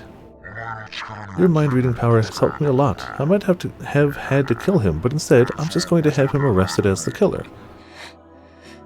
She hated the fact that she was on the phone. Without being able to see him, she couldn't read his mind. She wanted to know what he was really thinking. It's just better for your plans if he's the criminal, not Senri Minamiyasawa, right? He'll be locked away where he can't tell anyone anything, and the press will think that he was the one who killed his sisters, and talk about the story even more. That will attract even more attention to the sumo stickers. Do you seriously expect me to believe he'll get off with just an arrest? As the first murder on September 7th, or as of the first murder on September 7th, Takeru Miyashiro was 18 years old. There were 7 victims. No miner has ever committed that many murders. The way public opinion's going, there's a 99% chance he'll get the death penalty. Did you think I wouldn't know that? We won't know till he goes to trial, will we? And when that happens, he'll be controlling the whole thing. Sarika yelled into her phone, and the man started laughing again. She didn't know if it was because she'd yelled or because his laughter pissed her off, but the headache got worse, which only made her madder. You really are great. Why not come back to me? Your power is of great value to me, and you're smart. You have guts, too. Shut the hell up. His safety was the one condition I had for helping you. You're all so stubborn. I don't care about anything but that. Takeru Miyashiro's survival. That was the one thing she'd cared about since she came into this world. Being a murderer, being an accomplice to murder, using her mind-reading powers to find psychics, she'd done it all for that reason. But now... So let me ask you then, what will you do now? You're not going to take him and run, are you? Sarika managed to stop herself from speaking. He was right. She thought it was the only way. That's impossible, and you know it. We won't know until we try. Your power is a threat, but maybe there's not much someone so low in the committee's totem pole can actually do, is there? That's why he'd come to her for help, right? She thought that this was her only chance to save Miyashiro. There's the committee, too, of course. I don't know if blackmailed, per se. It probably just, like... We could hurt him, but we won't if you help us. Okay. Just don't hurt him. And of course, immediately it's like, oh, we're going to kill him though. Well, not kill him. Have him killed. The police don't have him yet. That's because you don't know where he is, do you?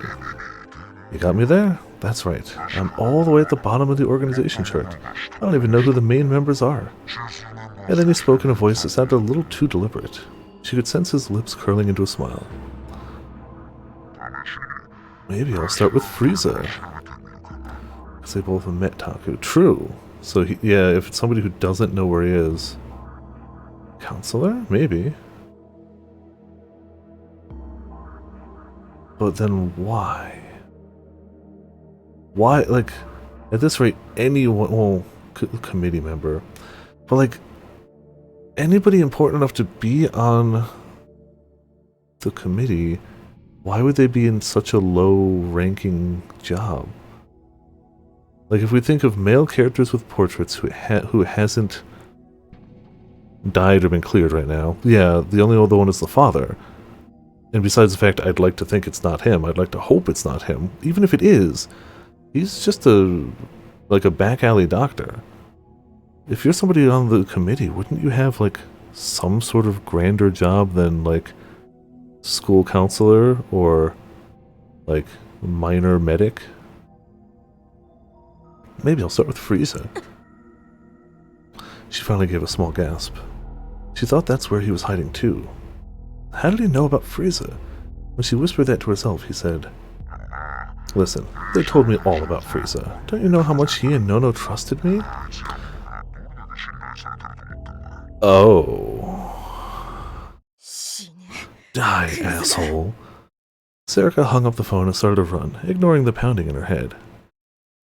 Oh. I see. So that's it, Kunosato said in a voice that was almost too soft to hear. And then she put her hand up to her head and started to think. I told Kunosato the same thing I just told Shinjo. Shinjo had brought me back to Frieza and given me a stern warning not to leave again. Then he'd quickly gone back to his investigation, in theory looking for me. Really, stop being stupid, Miyashiro. That's right, Arimura was crying and screaming. They're going to arrest Miyashiro. It's a mess. I was not crying. Both Arimura and Momose were worried about me. I was glad for that. The only ones who knew the truth were the three of them, Shinjo, Kazuki, and Uki. We may have had different goals, but if nothing else, they knew I wasn't the killer, and they were working to find the real killer, Sarika. Only now did I realize how stupid it was for me to run away. Yeah. Compared to this morning, the thick fog in my brain had lifted a little. No, I'm fine. Don't think about revenge. Don't do anything dangerous. Live the same life as everyone else does, but don't get buried among the crowd. The words in the letter were like heavy weights keeping me grounded. Miyashiro, Arimura.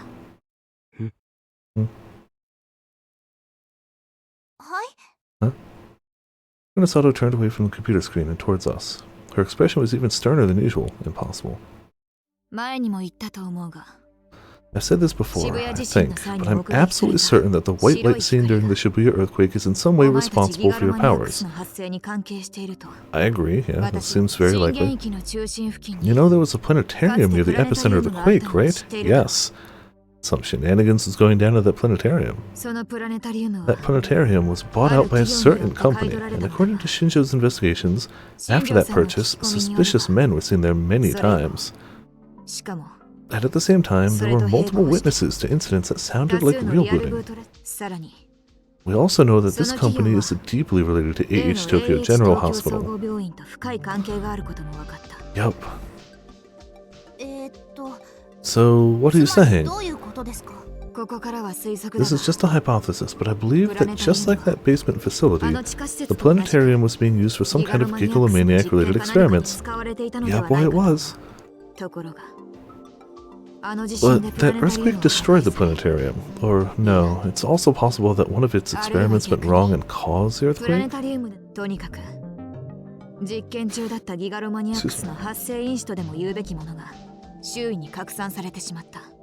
Either way, they were experimenting on some factor that created gigalomaniacs, which was then scattered around the surrounding area. That's what I think that white light was.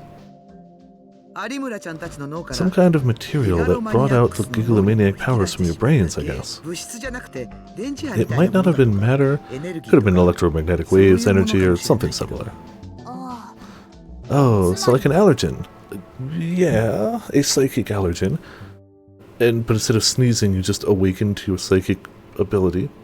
Normally used to refer to an antigen that stimulates an allergy response in humans. The antigen causes a reaction within the body's immune cells, and is then ejected from the body by antibiotics within the bloodstream and bodily fluids. However, when this immune response is too strong, allergy symptoms appear that can resemble an illness. Things such as pollen and foods that contain these antigens are sometimes referred to allergens as well.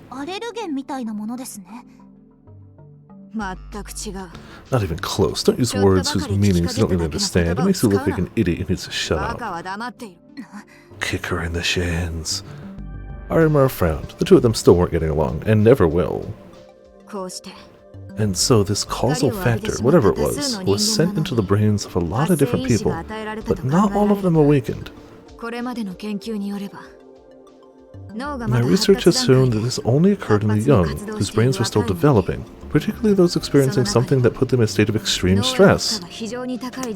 Like a massive earthquake where people are dying all around them? I mean, just as an example. Yeah. No, I'll check it after this, but yeah, I'm sure probably. Right? I nodded. I knew exactly what she was talking about. The nature of their powers is dependent on what that something was, or more accurately, how their minds reacted to it. We've talked about that. The wish you made is what decides their powers, right? More or less. So what was your wish? I mean, she didn't, but like, oh man, there's definitely... I want to know what Nono's powers were. I want to know what Yui's powers were. We'll never know. Well, probably won't know. When I'd woken up from the earthquake, I'd felt a lot of stress on the way my body wouldn't move. I never wanted to go through that again. Not only was there a stress of not being able to move, there was the terror that came with wondering if I might stay like that forever. That's why I'd gained my power of psychokinesis. Didn't happen, yeah. When I was telling that to Kunasato, my mind flashed back to how Nono had helped me with my physical therapy. She'd done her best to cheer me up, at times kind and gentle, and at times strict. She was always there for me. And now she was... Now, get a hold of yourself, Takeru Miyashiro. Forced myself to snap out of it. And then I realized that Kunasato was staring at me. Okay. Hello? Can I help you? Excuse me? Your power was psychokinesis, the cause of your difficult physical therapy. That's what I thought wrongly when I investigated you. For some reason, she looked frustrated. Wrongly? I countered your wish. I made the easy assumption, which means I still have a lot of learning to do. I should have thought of Sarika Onoe a lot sooner. Yeah, definitely, you could have seen that coming. Yeah, huh? What do you mean? What I just said. All the psychics developed their powers after being struck by that white light during the earthquake. My guess is that the earthquake put you under incredible stress and gave you something to wish for, and that was the trigger. That's how it was for you, right, Arimura? Yes. That's what she'd said before. That her powers had awoken during the earthquake. That the cause was that she wanted to know the truth. The same is true of Uki Yamazoe. Dr. Tsukuma's reports say that her powers developed right after the earthquake. And Riko Haida, the pyrokinetic. We finally finished our research on her. Kunasato pointed to a corner of her screen. It was displaying the data about the pyrokinetic that had threatened us. Oh, wrong one. 12 years old at the time of the Shibuya quake, medical records found on data server at A.H. Tokyo General Hospital. Records show her face and body were badly burned during the earthquake. It's likely that the sense of despair and hatred she felt then linked with the causal factor to give her pyrokinetic powers.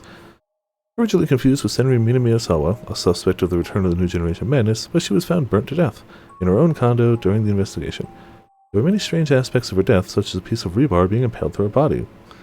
Computer, Ryan, recycle bin, victim list, fire, earth, backup, confidential. Oh, I want to open that one. Microsoft, Excel, Winbows Live, new gene shortcuts, 2013 shortcuts, 2014 shortcuts, 2015 shortcuts, victim list, first summary of expenses, report 3, and there's definitely some files behind the window on the right. After, in her case, it was an intense stress caused by despair, and a dark desire to make others share her fate that connected the two. Fire, earth. Rain started. Now you understand, right? Of course, I haven't investigated every psychic, but every single one I know awoke to their powers right after being struck by that white light. No one in my dataset developed their powers a year later. I started to understand what Kunasato was trying to say. And then I felt an awful sensation. When I went back over the information, I found that there's always a major side effect whenever a psychic first manifests those powers. Huh? You know, like a year-long coma or something. An unbearable headache. I believe it's due to expansion of the blood vessels. That's an extremely common reason for headaches, particularly migraines. I'm kind of glad now that CG isn't translated. Again, I plan on checking it after this, so I'm sure, like... Oh. So everyone else is sitting here like, poor Viper doesn't know what's going on. Some of our data indicates that the case of a gigalomaniac, the causal factor is the trigger that results in an excess of dopamine and similar neurotransmitters. Whereas I'm like, I still don't get it. Everyone's like, okay. I mean, yeah. This in turn results in the swelling. Then she paused. She was probably giving me time to think. So, Miyashiro, did you feel any terrible headaches during your physical therapy? Just confirmed our theory. Okay. I tried to think, but I couldn't remember any pain in my head, just from the rest of my body, particularly my joints. No, I don't think so. Then there should have been a moment during the earthquake when you experienced a terrible headache, just like the other psychics. In fact, he told us exactly when that moment was.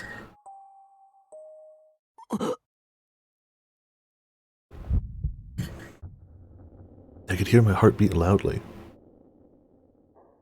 My vision started to blur, and then my heart beat so loud that I could hear it. What were you doing then? I had a bad feeling. What was I doing then? No, let me rephrase that. During the earthquake, what was your wish? Did you want to maybe move away some rubble so that you could avoid some danger? Did that give you your psychokinesis? Lady, you don't even know. You know, this isn't going to help her opinion of gigalomaniacs any. No, that wasn't what I wanted. My wish then was...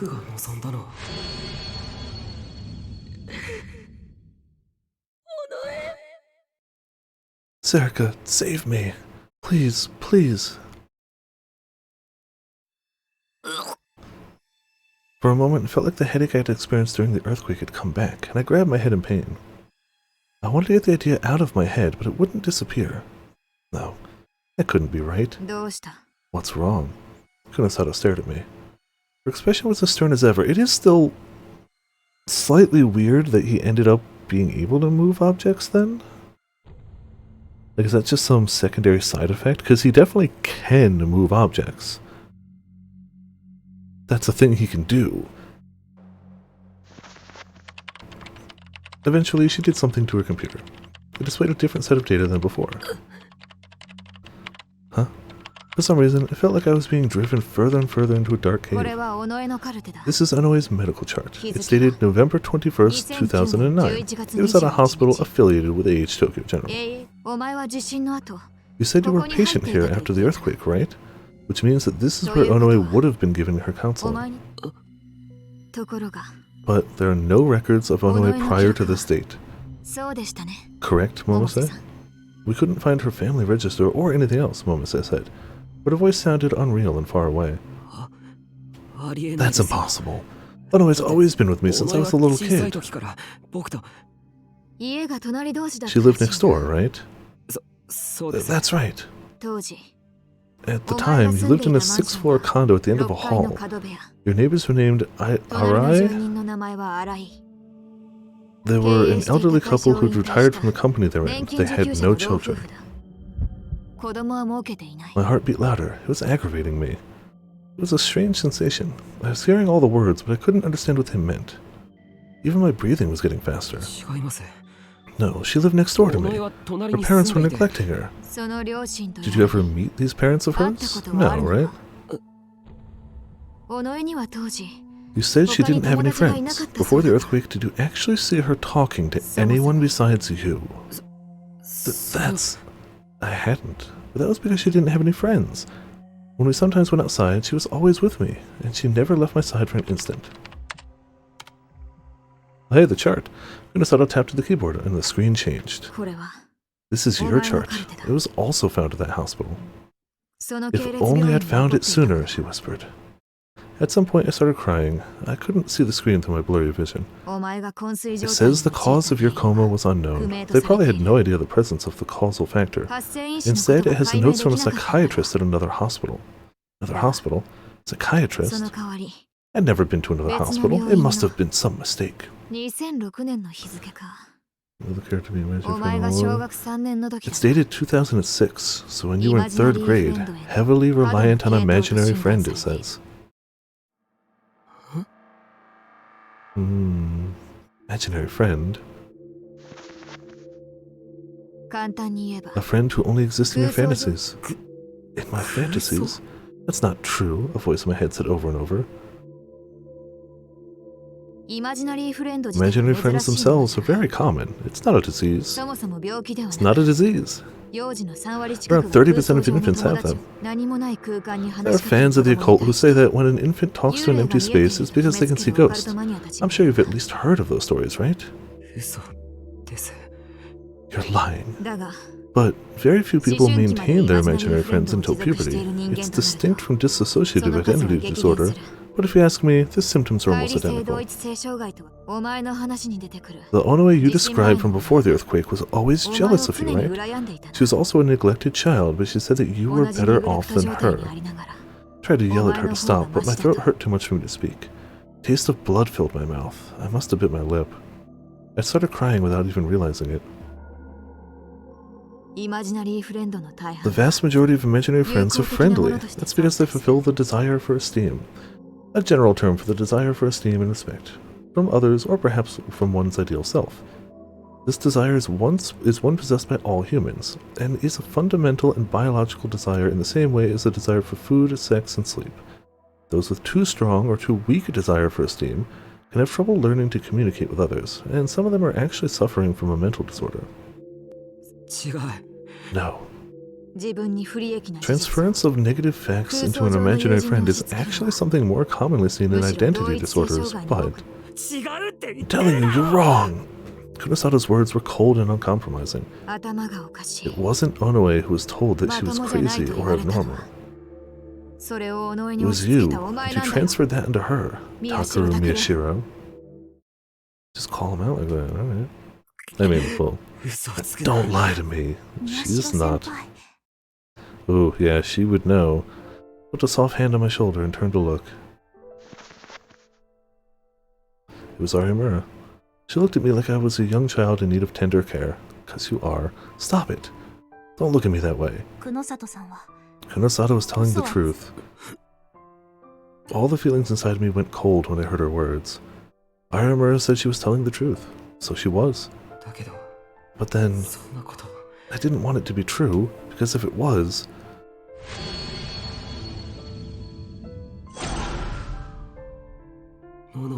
then I'm the one who killed Nono. That means in the end, I'm the one who killed her. That's enough, Mio Kunosato. I suddenly heard a voice. What? Turned around and saw someone in front of the door. It was someone I knew well. Ah.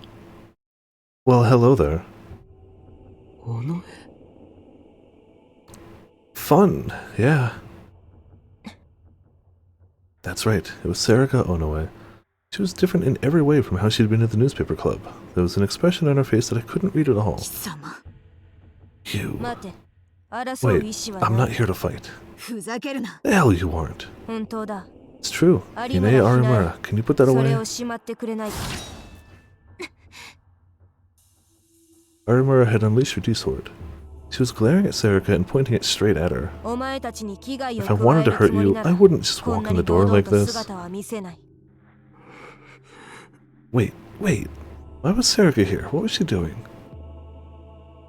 Was she saying she wasn't here to fight to make me let my guard down and then kill me? Actually, technically, we would know whether she was lying about that or not. The sword changed color. Change color was real brutal. Oh, okay. No, forget that. Why did she kill Nono? All these thoughts slipped through my mind before I could really think about any of them. But then they all came together to form the biggest question of all. Did I create her? That's right. It's just as you're thinking, Takeru Miyashiro.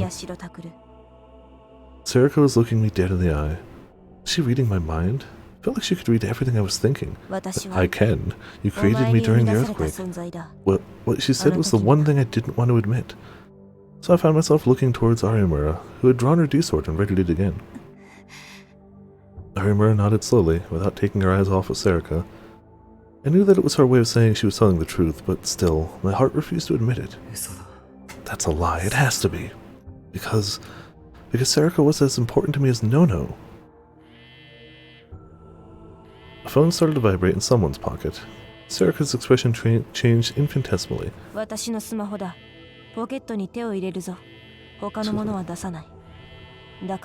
That's my phone. I'm putting my hand in my pocket. I won't take out anything else, so... Got it?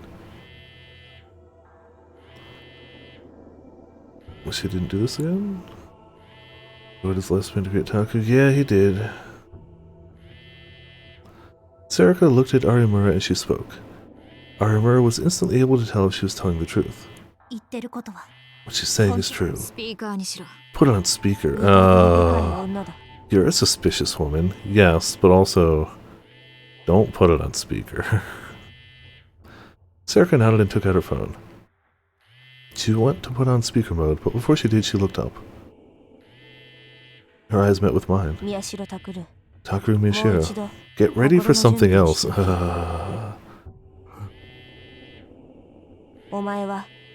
You're about to be hit with something that's the same as, or greater than, anything that's come before. I don't want to see your mind destroyed. What are you... Oh, it's already damn close to that.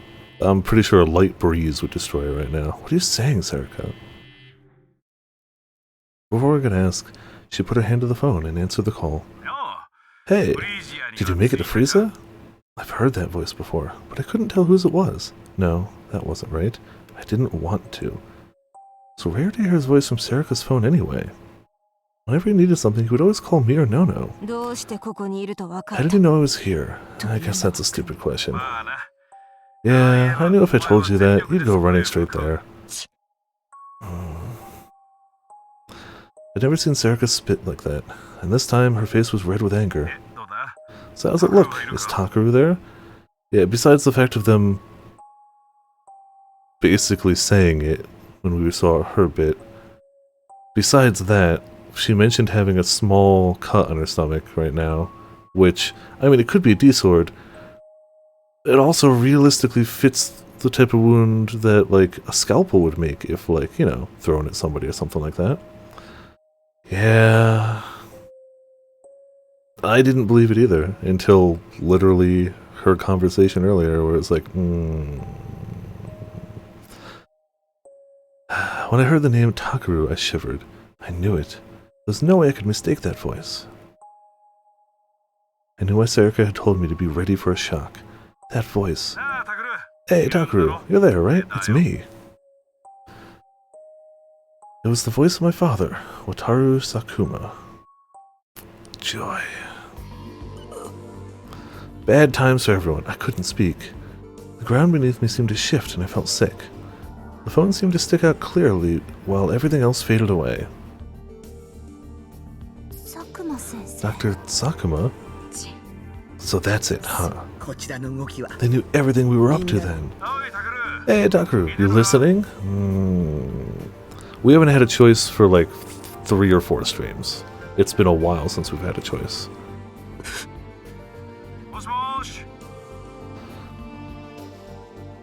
Wouldn't get his own kids killed, but clearly if he just didn't care... Like, he's also got to have some form of motive. We have even less idea of his motive. At all. Oh, committee member. But then... every answer only brings more questions. Hello? Dad? Why? Oh, so you are there. What Onoe hasn't told you yet? That's true, we don't. Told me what? Told me what? And why was Dad calling Sarika's phone? Onoe and I planned the whole thing. I didn't understand what he meant. But I could hear my heart pounding loudly. We planned the whole thing from the start. It was a lot of work, you know? Onoe and I had to work as a team to get all this stuff ready. We were not a team. I flinched away from her. Sudden kill him? It's a good question, Ramen. It's a very good question. Sarika was staring at her phone with a look on her face that I've never seen before. But it's the truth, isn't it? We both worked hard to kill them all. Utane, the precog, Yanagi, the one who controlled emotions, the mind reader, what was his name? The one who worked at Koshin. Oh, it doesn't matter. Watabe, Haida, and Yui and Nono too. You and I accomplished all that together.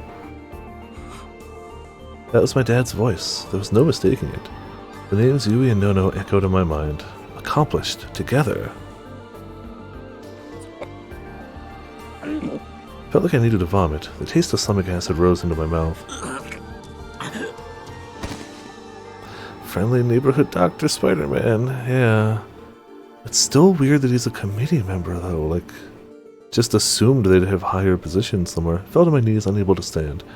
Drool and vomit dribbled out of the corner of my mouth and onto the floor. Arimura was saying something to me. I could hear the words, but I couldn't understand them.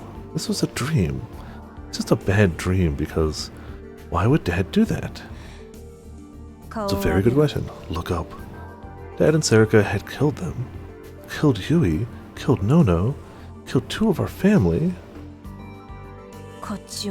Look at me. What? What the hell? That didn't make any sense at all. What the hell is going on? Look at me, Takeru Miyashiro.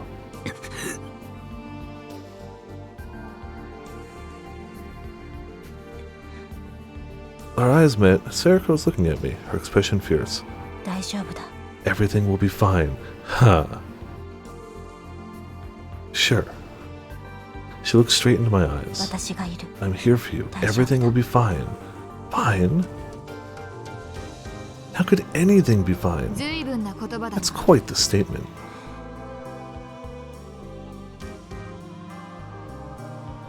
Anything he says to protect Taku? Yeah, for sure. Because he had super easy access to kill him at any point. Sarika's eyes narrowed as she looked at Kunasato. Don't worry, Mio Kunasato. I have no intention of trying to make you understand. You won't, so shut up. Nor do I want to be on your people's side. Kunasato and Arimura went pale. Ew, so that's your power. Mind reading? You're sharp. That's right. The same thing Kakito had. Hey, Taku, you listening? Come on, tell me you're there. Dad, why? What's going on? I told you, Onoe and I did it all. But why? Wataru Sakuma works for the committee. Sarika said the words like she was disgusted by it, and when Kunasato heard it, her face filled with anger. More precisely, a very small organization that works for them. He was one of the ones doing Gigalomaniac research in that basement. They decided that the psychics accidentally created by the Shibuya earthquake were a threat to their plans, so they hunted them down and killed them. I helped, in exchange for their promise to allow you to live. I felt like I couldn't breathe. The air was just leaking out of my mouth. Dad was what? Onoe, are you seriously planning to take Takeru and run? Broke your promise. I'll do what I want. That's not what I meant. Do you even think that's possible? Just a second. Yeah, seems okay. Just turn on the TV. Any channel's fine. What? Just do it. You got a TV there, right? Yeah, there was always a Wesker, but we were looking in the wrong direction. Someone, probably Momose, turned on the TV. The voice of the TV announcer filled the room. Breaking news in the Shibuya serial killings. This case has attracted a lot of attention because the police used the suspect's real name, despite him being a minor. Takeru Miyashiro, who is wanted as a person of interest in the case, has just sent a message to the media. What? Sarika turned and looked at me. I don't understand. I didn't do that. The message, delivered in the form of an email, says that he plans to take his life tomorrow, in the middle of the Shibuya Restoration Festival. The police say that the message contains information known only to them and the killer, so they've decided it was sent by Takeru Miyashiro himself. I could hear myself let out a short scream. What the hell was this? What's going on? Sakuma, you... Well, you said you were going to take Takeru and run away, so I had to come up with something to get you to change your mind. Don't worry, that part about taking his own life was just an exaggeration. Everybody participating in the festival tomorrow, which is to say, everybody in the city, will be searching for him so that they can watch him die. He can try hiding at Frieza, but all I have to do is to leak a little bit of information on the internet, and that will be the end of that. There's no place for him to hide.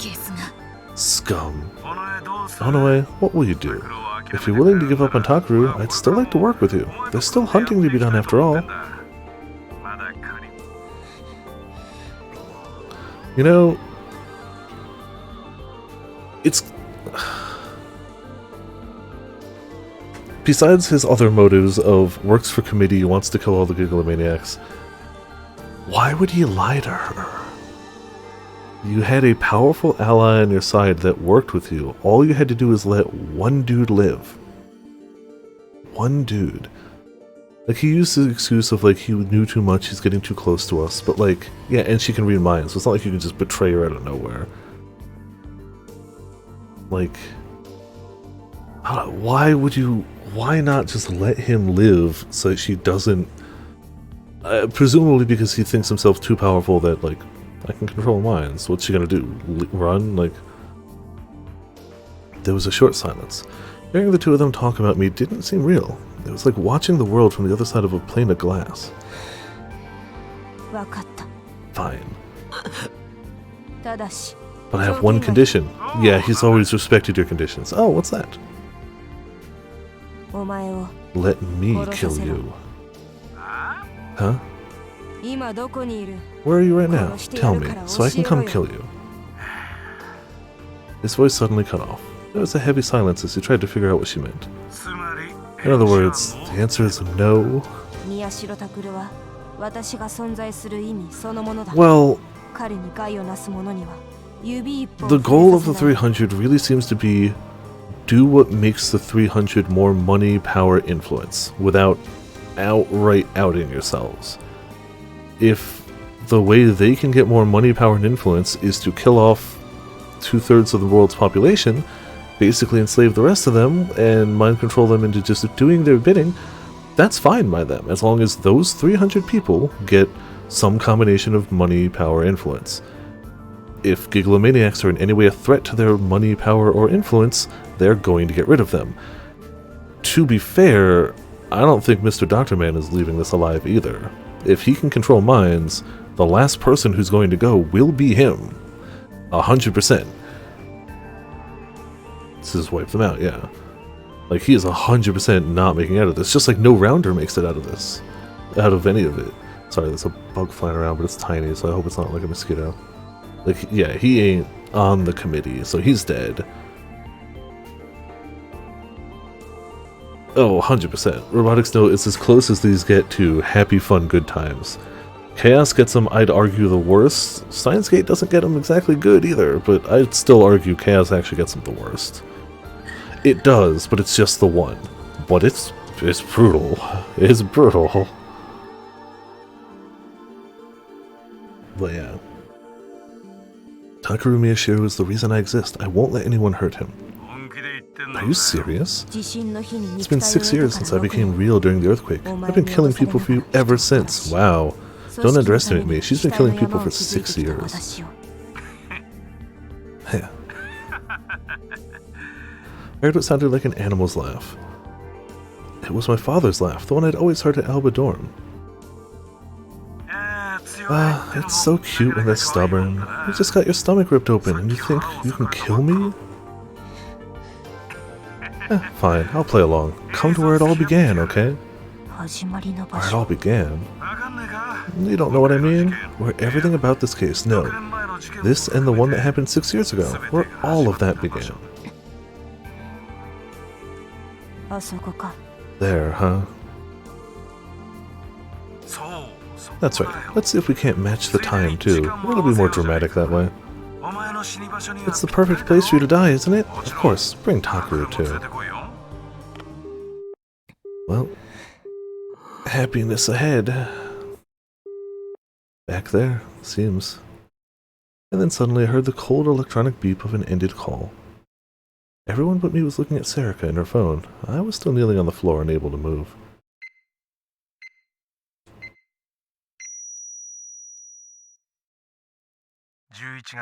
It is now midnight, November 6th. Our next top story. Takaru Miyashiro, Chapter 11. And another trophy, of course. Important. Each time I took a breath, more cold, nasty sweat poured out of my body. What was going on? What the hell was happening? I've been asking myself the same question for a long time now. Can you stand up? Sarika slowly offered me her hand. Whew, we better not. Her voice was different, but it was the same Sarika. Yeah. I went to grab her hand and stand up like I always did.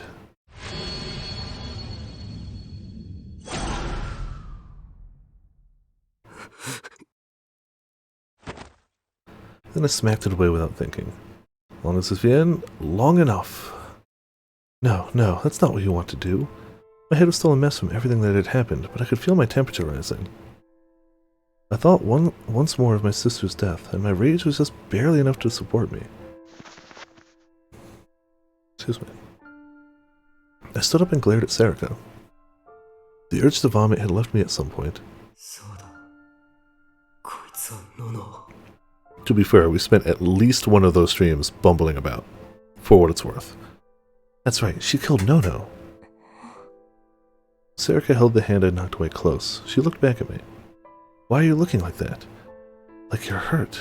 There was nothing else I could do. Nono Kurisu knew who I was. What? I had to keep you alive without being mind-controlled myself, and she was in the way.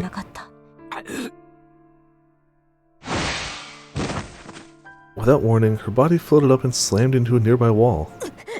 Without warning, yeah.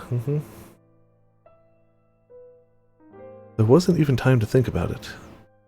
I used my power without even realizing I'd done so. What the hell are you talking about? You and Nono were... We weren't friends. I have no friends. She knew what I was thinking. That's my ability. I've used it to keep you safe. Ever since you created me. Keep me safe, you liar. I'm not lying. Stop lying. What? Why are you smiling? Never change. Whenever you encounter information you don't like, your first instinct is to run away, isn't it? That hasn't changed since you were little. Stop it. It was like that when you created me. Stop it.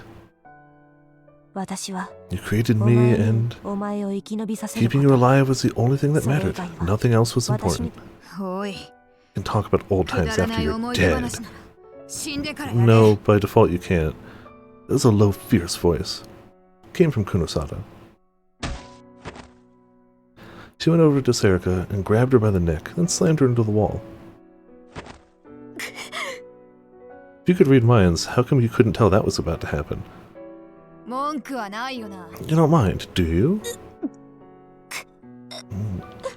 Good times. I could hear a horrible creaking sound coming from Sarika's neck.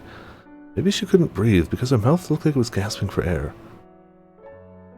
The way you committee people think means you can do whatever you want to the people who don't matter, right? Stop it, Mio. Shut up, I'm going to kill her. It's not like you. Your thoughts are a mess. It's like your whole head is boiling over. What? I helped the committee, but I never belonged to them. I have nothing to do with what happened to you in America. Ah. Stop reading my mind! No? You're trying to kill me. The least I could do is spout some of your secrets on my way out. Kunosada's hands dug deeper into Sarika's throat. What are you talking about? You think about it. That's why I can see it. Well, I guess it's impossible not to think of something like that. I've never really seen the white bear effect for myself like this before. Wrong button. Strange phenomenon observed in human thought. People who are told to suppress certain thoughts or not remember certain things actually think and remember more strongly than those people who are not subjected to such suppression. The name white bear effect comes from an actual experiment where subjects were shown a photograph of a white bear and told not to think of it. You... I'm not making fun of you. Would you take your hands off me? I told you, I'm here to talk. And if you want, I'll tell you everything I know about the committee. With Arimura's help, you can know if what I'm saying is true, right? Sarika glanced at Arimura. Arimura took a frightened step back and then looked at the two of them.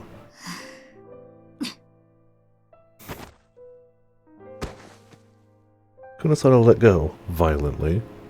Her hands were shaking and there were red marks on Sarika's throat. Kunosato took a long breath to calm herself down. Tell me everything you know, including what you know about the case. Like you said, with Arimura here, there's no point in trying to lie. Yeah. And don't read my thoughts when you talk. When I think of a psychic looking at what's inside my head, it makes me sick. Fine. Is that okay with you? Sarika suddenly looked at me. I couldn't speak. Why was she asking me? You want to know the truth, right? What? You came up with a lot of theories in the newspaper club room as you tried to figure out the case. You got pretty far, but you made a mistake at the end. You weren't able to find out about Sakuma or his organization. You made a mistake. That's right, I screwed up at the very end. I know everything. Everything about the case you spent so much time trying to figure out. Her words made me angry. It was as if she was going to tell me everything as a favor. Don't insult me. I don't care about the case anymore. What? Sarika seemed surprised. What difference did it make now? Yui and Nono were gone because I tried to solve the case. They weren't coming back. No, they were clearly on the chopping block for a long time. But I mean, he's very far from thinking rationally right now. And don't think about revenge. Don't do anything dangerous. Arguably, the only person he put at risk by digging into this case is himself. Assuming his dad wasn't lying and actually didn't plan on killing him until he found out too much, the only person he put in jeopardy is himself. And I guess... oh no way. Don't think about revenge. Don't do anything dangerous. Forget everything and live the same life as everyone else does, but don't get buried among the crowd.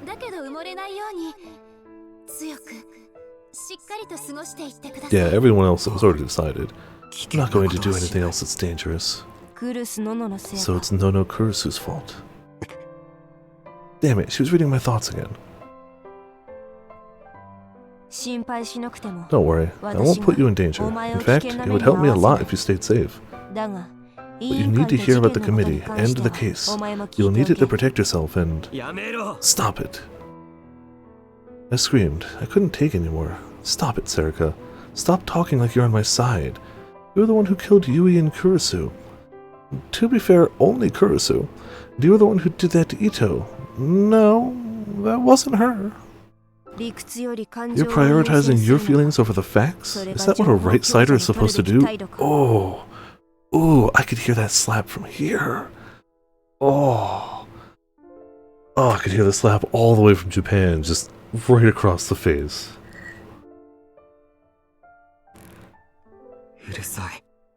Shut up. I know that, but what if I can't help it? I can't just calm down and listen to you. Just try to keep a cool head for now. This will end soon, and no matter what happens, you'll never see me again. What? So just stay calm and listen for now. You only have to help me for 24 hours at most, and... Mio Kunosato? Pretty good proof, yeah. Sarika pointed to the girl who'd been strangling her only a few moments ago. Let's make a trade. I'll grant your wish. So I want you to keep Takeru Miyashiro safe. What? What did you say? I'll start from the beginning. If you have questions, ask them. But can I sit down first? A stomach injury opened when I got slammed into the wall. Sarika went to the sofa and sat on the edge. That would also explain why she constantly needed to be stitching herself up if she's been killing people forever. Huh? Only then did I remember what Dad had just said. That he'd cut open Sarika's stomach. When she sat down, she put a hand on her stomach for a second, and I saw that it was stained with blood. What was eerie was her attitude. She'd been careful not to put pressure on it when she sat down, but she didn't look hurt. It was as if injuries like that were an everyday occurrence for her, and she's given up on things ever getting better. The Sarika I'd always known seemed like a different person. Sakuma attacked you, does that mean he has a D-sword too? Should I start by talking about Sakuma then? Sarika didn't even bother wiping the blood off her fingers. No. Arimura, come over here. What? You sit down too. This is going to take a while. If she lies, tell me right away. Kunosato didn't wait for Arimura's answer. She turned back and sat across from Sarika. Arimura still looked scared of her, but... Okay, as soon as I want to know too. She sat down next to Kunosato. I didn't want to go near her. Images of Yui and Nono's deaths flashed in my mind, and I couldn't think straight. There was no telling what I might do if I got close. I ended up leaning against the wall. Momose, I want Shinjo to hear this too. Call him, and put it on speaker, would you? Sure.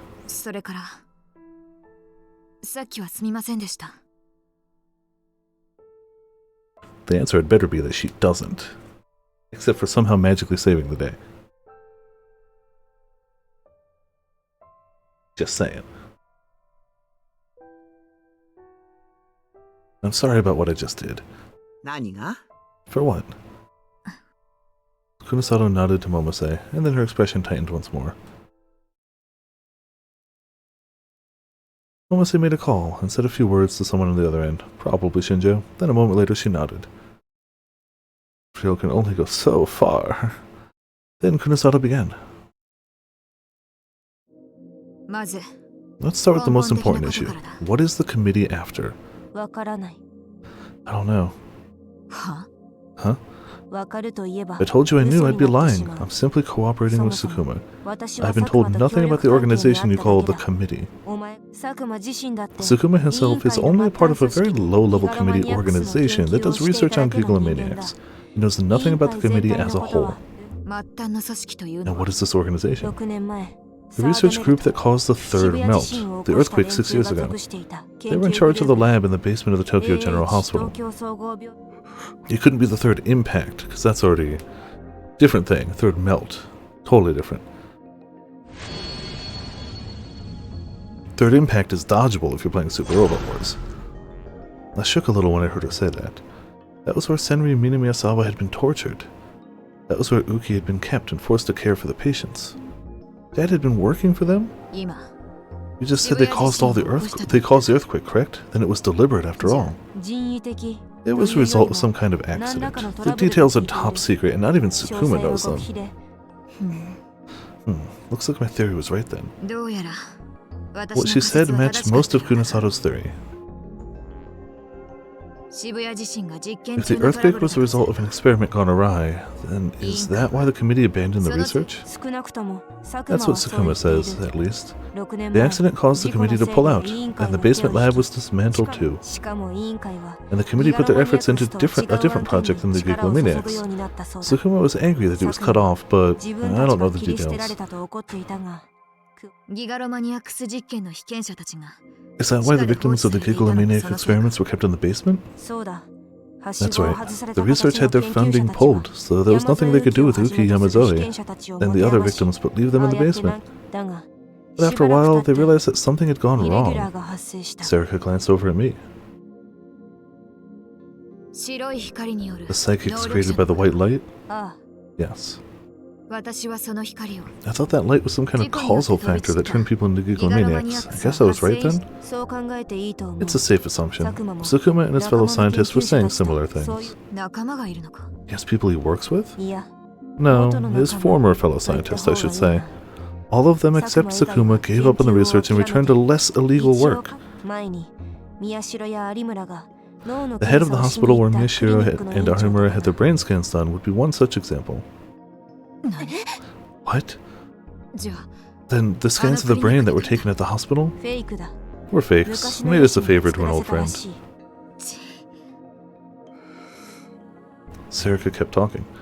What she said should have been a shock to me, but so much had happened that it felt like I was no longer capable of being surprised. So, Dad really...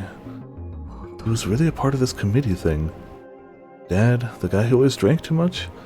Dad, the lazy guy who got chewed out by Nono and Yui all the time, but whom everyone at Albadorm relied on more than anything? Dad, the man who loved way more than the people who'd actually given birth to me. It was all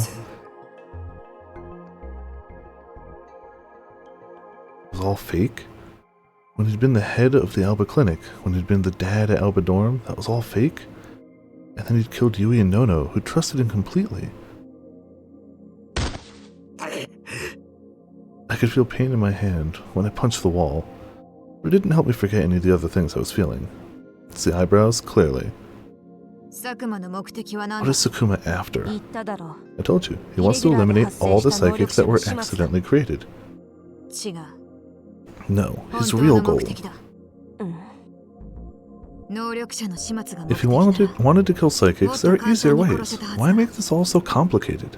Why leave the 11th Rorschach at the crime scenes? Why commit the murders on the same dates as the one 6 years ago? That's right, that's how this all began.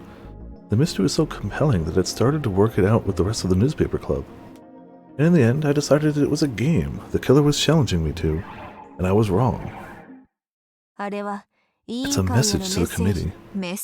A message? He wants them to know that he's cleaning up the Gigalomaniacs that were accidentally created 6 years ago, you could say. Cleaning them up? Harimura raised an eyebrow. I felt so furious that it took everything I had to stop me from using my powers. What the hell? So you're telling me that doing that to Yui was cleaning? Yeah, apparently. Momose must have seen me because she came over and whispered for me to calm down. I just barely managed. These accidentally created Gigalomaniacs would be Utani, Takayanagi, Kikata, Kakita, Watabe, and these two? Kunosada pointed at Harimura and I. Sarika nodded silently. Yeah. Look, I'm doing good. That's right, Sakuma was only a part of a small organization, and he had no means of getting in touch with the committee directly, so he did things in a way they'd be sure not to miss. And by using the 11th Rorschach, the real Sumo sticker, he figured he could make it impossible for them to ignore. All of the data about it was deleted 6 years ago. Of course, they couldn't leave even a single one in existence. But if that top-secret picture started showing up in the news, the committee would be forced to take action. They'd make contact with him. That's what he was after. If the data was deleted, how did Sakuma get it? He hid it. He hid it somewhere they'd never imagined, and then he succeeded in getting it back. What do you mean? He hid it inside a brain. Inside the brain of one of the basement test subjects. Do you remember the old woman who was always with Ui Yamazoe? No. I remember too. The blind old woman. Of course, the old woman was useless on her own, but then he was overjoyed to find out how she could be paired with another Gigalomaniac who had an exceedingly rare ability, Yuki Yamazoe.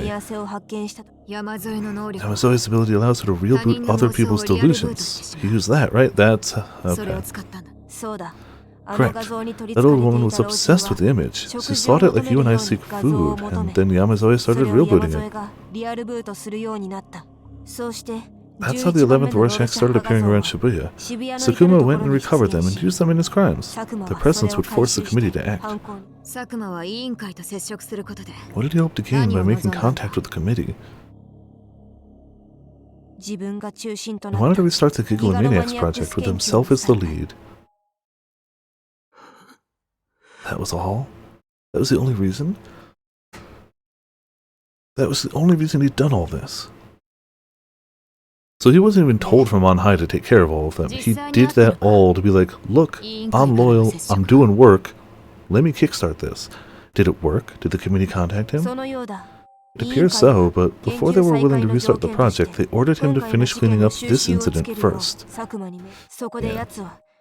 That's why he broke his promise with me, and is trying to end the killings by portraying Michio as the killer. Yep. For the first time, there was a hint of disgust in her voice. So, in the end, Sakuma betrayed you. Why is he trying to make him out to be the killer? Kunosada pointed at me as she spoke. The original plan was for Senri Minamiyasawa to play the role of the killer. The killings would end with her suicide. What? I was caught off guard by the sudden mention of her name. Of course, as you know, it's going to be another woman named Riko Haida. Excuse me. Takeru Miyashiro, you always thought that Senri Mine Miyazawa was alive and plotting revenge on you, but you were scared for nothing. Huh? The real Senri Mine Miyazawa is gone. She's dead. And she never hated you. You knew about Senri Mine Miyazawa? Not directly, but I could read Nono Kurisu's mind. More mind reading, that's one hell of a trick. Your comments are unnecessary. Either way, Tsukuma planned to end the killings by making Senri Mine Miyazawa, aka Riko Haida, commit suicide, but his plan didn't work. I suppose you deserve some praise for this, but you solved some of the mysteries of the case faster than we expected, and took quick action. Because of that, he wasn't able to kill the person he planned to kill, and the order of the murders had to change.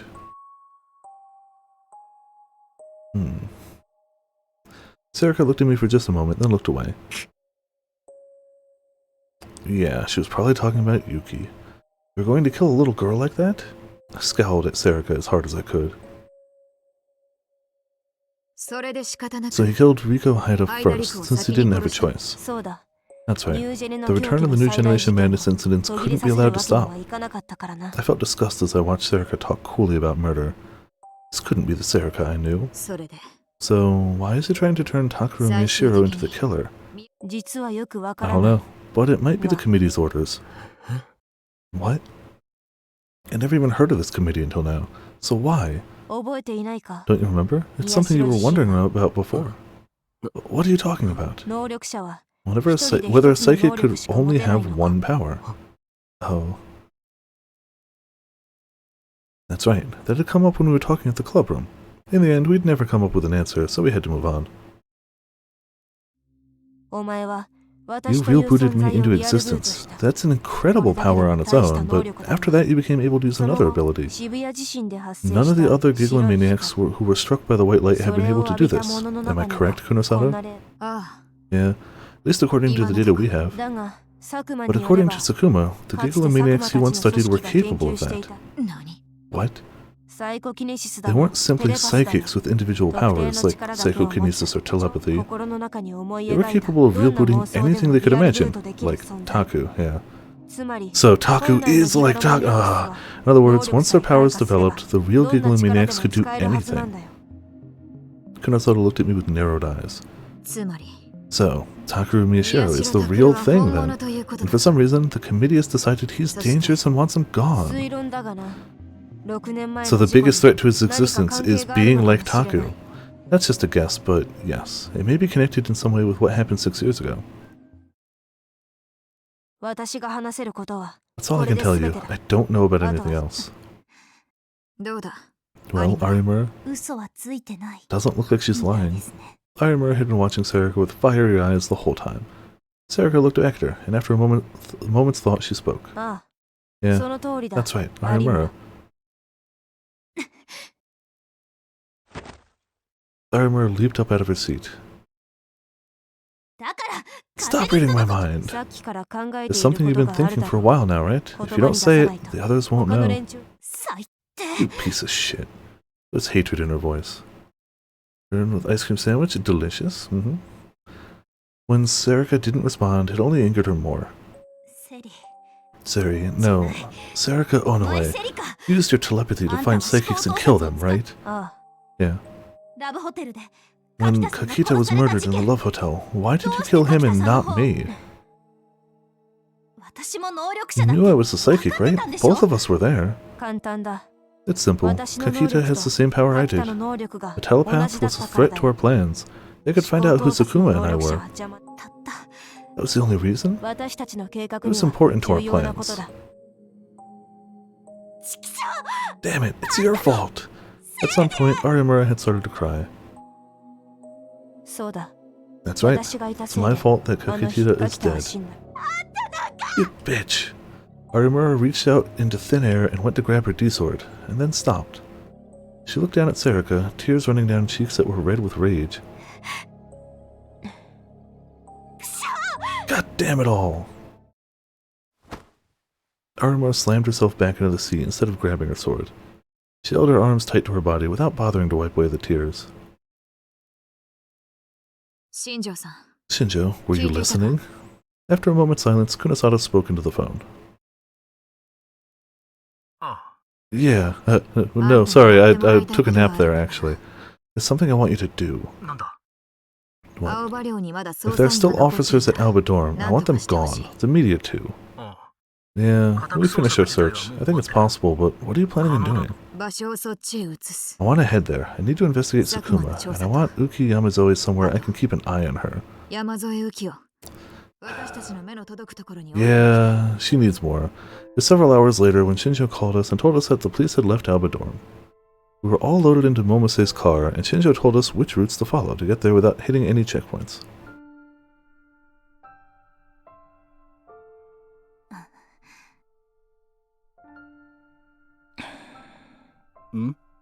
Where's Momose?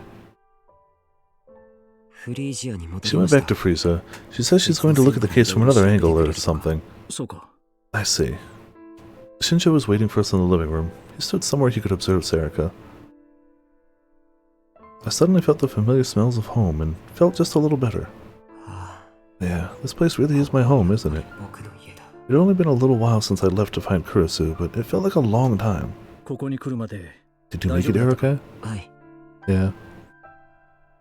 I nodded back, but it had felt like the whole town was going crazy. As I crouched in the back seat, I would sometimes look up and peek out the window. It was bizarre how many people there were. The sun was only just starting to rise, but there were groups of people partying everywhere. Through the closed windows, I could hear irritating laughter.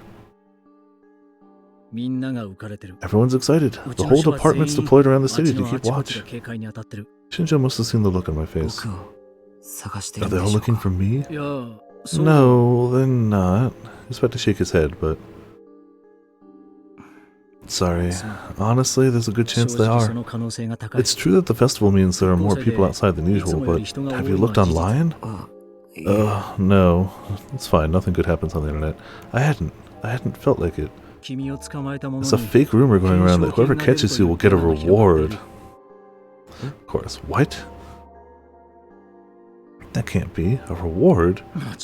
Of course, the police have made no such announcement. They actually came out and said it was a fake, but there are a lot of groups out there looking for you anyway. Everyone knows it's fake. What? Shinjo looked at Sarika with animosity in his eyes. That's what a festival on the internet is like. They don't care whether the information is right or wrong. Am I right, Takeru Miyashiro? For some reason, she seemed a little happy. She was right.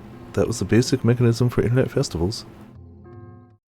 Arimura, where are Kunasato and the others? I wanted to change the subject, so I asked about the people who weren't here. Kunasato is on the first floor. She's looking at Sakuma's computer, though she doesn't expect to find much. The others... Arimura glanced at Sarika before she spoke. I sent them all to Uki's room. I thought it wouldn't be a good idea for them to be close. Arimura didn't come out and say it, but I knew that she meant close to Sarika. Is Uki, well, okay? Yeah. It's because of Yuto, I guess. She seems to think that she has to be the big sister. Girls are strong when they get like that, you know? You should remember that. I see. Yui and Kurisu had been the same way. Whenever they had someone to protect, they were stronger than anything. Now we just have to hope that Sakuma isn't up to anything. Oh, he's up to something. Definitively, you don't need to worry about that. Sakuma won't go after Arimura or Yamazoe until you and I are dealt with. You know... There was a challenge in Arimura's voice. Stop acting like you're a friend. It really pisses me off. She was clutching her hands into fists so tightly that they turned white. Her lips were shaking a little. All trace of an expression vanished from Sarika's face. It was impossible to see what she was feeling. And then the intercom rang. I looked and saw it was from the exam room on the first floor. It was probably Kunasato. I hit the answer button and put it on speaker. Miyashiro? Yes? Besides the one in the exam room, was there any other computer Sakuma used? No, I don't think so. As far as I knew, anyway. Dad, though I didn't want to call him that now, had hid everything from me. Hey, Onoe, outside of this place, you don't know anywhere else Sakuma could be hiding, right? Yeah. Sarika answered Kunosato's question. During the hours we'd waited for the police to leave Albert Dorm, Kunosato had peppered Sarika with questions. Most of the questions dealt with the nature of the committee, rather than the case itself. Have there been I haven't paid attention to anything 4chan has done in like a decade. I feel like the last time I was any amount of regular on 4chan was college. 2006, 7, 8 time frame. So I really have no idea of anything involving 4chan past that. Heard a lot of words I'd never heard before, and I don't think anybody but the two of them understood most of it. What struck me the most during that time was the rage on Kunosato's face. Her face was twisted into something terrible, and she would sometimes slam her fist down on the desk as if she was trying to stop herself from strangling Onoe. She must have really hated the committee. It seemed like it had something to do with what had happened to her when she was in America, but I couldn't ask her anything. I could hear her working at the computer over the speakerphone. It's no good. I'm not finding anything. Hey, Onoe. Excuse me. What? Is this everything you can tell me? Yes, Sarika nodded. Then what do you mean? You want me to take care of Miyashiro? That's right, I hadn't gotten the chance to ask that. Sarika had said that at Frieza. American University? Oh, sure, nothing. Nothing important. Just what I meant. Kunosato, I want you to keep Takeru Miyashiro alive for as long as possible once this is done. What? I'm going where Sakuma told me to go. Of course, I'll be going alone. Sarika looked at me as she spoke. What? He told me to take you with me, but there's no need for me to do so. I'm going to kill him, then die myself, so I want you to leave the city with Mio Kunosato's help. Once he's dead and the truth becomes known, your innocence will eventually be proven. What? Why? You're not going to do dangerous things anymore, are you? No, that's not right. Why are you doing this?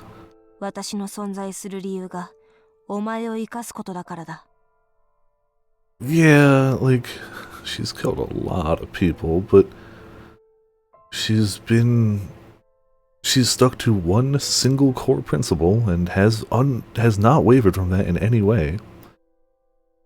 Even if literally anybody unrelated to literally that one person, even people related to that one person, might be dead by her hands.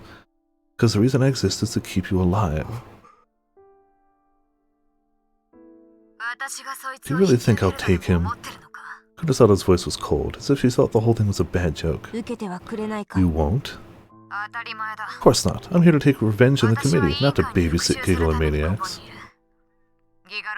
Yeah, he might have just had to find another person to partner with to get some of the info, but like, yeah, the same things would happen even without her. Never stopped us from hating Taku-1, true, yeah. But like, Taku-1 had no motivations. Like at all. He was literally just fueled by playing MMOs and thinking really lewd things about literally every female who has crossed his path the entirety of his life. She at least has a motivation. Clearly she's not a good person, but it's definitely more relatable to have a character that has a strong central motivation and just goes, I literally care nothing about anything else besides this. Hard stop. This. Didn't get made with any good traits, yeah. If you can get Takeru Miyashiro out of Shibuya, your wish may come true, you know. Huh? What? Kunosato fell silent, as if she was thinking of something. What was going on? What would happen if she took me out of Shibuya? Listen carefully, Mio Kunosato. Sakuma wants to be a part of the core committee, but it's never going to happen. The committee has no such intentions. No matter what you do with Sakuma, you'll never get any closer to them. But if you get Takeru Miyashiro out of the city, things change. Chaos Child Syndrome, huh? I frowned when I saw Sarika nod. Chaos Child Syndrome? That was the name for the PTSD symptoms that started appearing in children after the Shibuya earthquake. What does that have to do with anything? You're the only one who can do it. You have the knowledge to fight the committee, and you've noticed what makes Hekiho and Albadorm special. You're the only one who knows why there are so many psychics in Shibuya. What do you think? The people you want revenge on might just come to you. I didn't know what she meant. I could tell that Arimura was confused too. Albadorm and Hekiho Academy were special? What was this about all the psychics being in Shibuya? It's because of that white light that created them all. No, wait, that's not right. That light was what created the psychics. That's what I learned from all the information so far, but... there's no reason for any of them to stay in Shibuya, is there? Wait a second, what are you talking about? Arimura shouted towards the phone. Why are all the psychics, all the people like us in Shibuya? There was no answer, but I knew Kunasato heard her. Thanks, Kunasato. Sarika stared at the phone, as if waiting for an answer. Was there some connection between the psychics and Chaos Child Syndrome? Are you certain about this? What? That getting Miyashiro out of Shibuya is the key to keeping him alive? Even when Sakuma's dead, his mind control will remain. There's no place in Shibuya where Takeru will be safe. Which means he's got to get out, right? Arimura, is she telling the truth? She should be, but what is all this about? What do you know? She's not going to tell you, obviously. There's another silence. This time it was long enough that I thought she'd hung up. That means that getting Arimura and Yamazawa out would make it more likely that I run into the committee as well. Do what you want. As long as you take Takeru Miyashiro, I don't care. Huh? Wait! You two, get your things together. Tell Yamazawa too. We'll have Shinjo help us. Suddenly she hung up. What's going on? That's what I want to know. I'll be right back. Arimura sounded irritated. Yeah, as she ran downstairs to go see Kunasato. Glowing, yeah. It's true, yeah. And somehow Robotics Note is still the one with the least amount of suffering in it. I thought to myself as I watched her go, was there still something I didn't know about the case? I mean, there's still suffering. I mean, got straight up a full-on mind-controlled murder sister, and, you know, that whole death. But was there still something I didn't know about the case? Clearly. Do you want to know? Sarika was looking at me, as if she was trying to test me. Again. She was reading my mind again.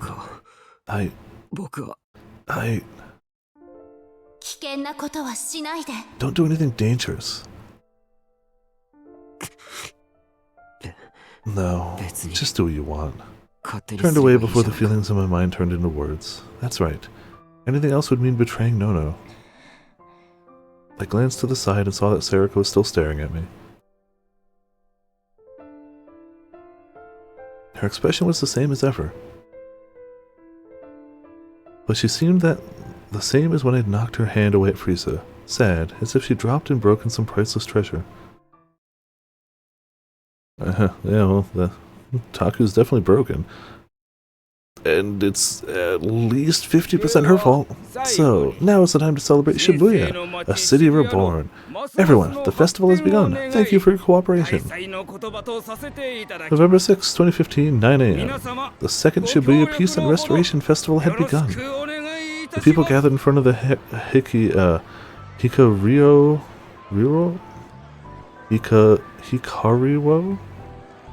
began to loudly applaud when the mayor finished his speech. Also, we haven't saved all night. Lies. We technically saved once. But we're saving again.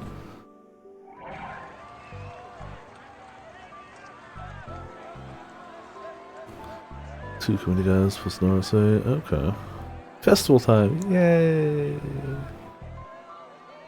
And they started to split off to visit concerts and stalls that they wanted to go see. Over 80% of the people were from outside Shibuya. Many were from Tokyo, but others had come all the way from outside the country to witness the celebration. There were easily more than 100,000 people in attendance. The first festival was held last year to celebrate the 5th anniversary of the reconstruction, and the whole ward had come out to celebrate. A similar event had been done a year after the disaster, but it had been less of a festival and more of a memorial. The rebuilding work was proceeding at a feverish pitch, but at that point it was still too early to call it a city reborn. But last year, even though there were still areas that were covered in rubble, the 5th year anniversary and the prospect of the tax revenue that would come along with it were enough to get the government to hold a festival for the whole ward. Despite being only a one-day event, it had attracted over 80,000 people and worldwide attention. It was such a big success that, for this year, the city had put even more effort into it. The concerts were bigger and there were more places to eat and drink. Excuse me. The main areas were centered around the Hikariwo building, as well as the Shibuya Cultural Hall, Shibuya 107, and Shibuya Science City. All the main roads around the station were closed to any traffic that wasn't bringing in people or equipment to the festival. Bunkamaru Street and Danganronpa Street in particular were overflowing with performers and stalls.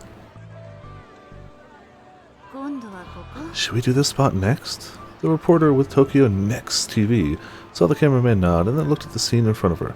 This whole thing was stupid, and she could tell she was getting tired. Center Street, one of Shibuya's busiest shopping streets. The street always had a lot of young people to begin with, and now with the festival, it was covered with stalls to visit and filled with people of all ages. There's too many people here. When she'd been given the job of reporting in the Shibuya Reconstruction Festival several months ago, she'd literally jumped for joy. The reason she was so excited was that the vocalist for one of her favorite bands, Momone Takayanagi, was going to be performing on stage. Ever since she happened to hear Takayanagi's voice at a concert hall, she'd been a fan, or perhaps a dedicated believer? She was willing to do whatever it took to get a camera to her performance at the Restoration Festival, so that the whole world could see how wonderful she was, but...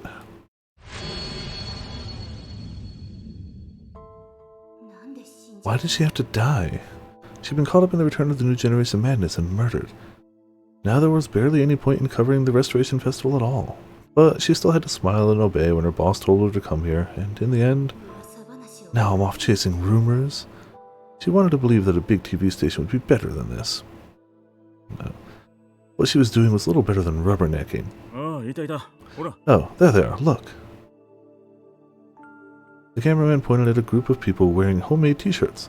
The shirts had a white print background with a photo on the front and a big red question mark that covered the photo. They were all young, just like all the others who'd interviewed so far.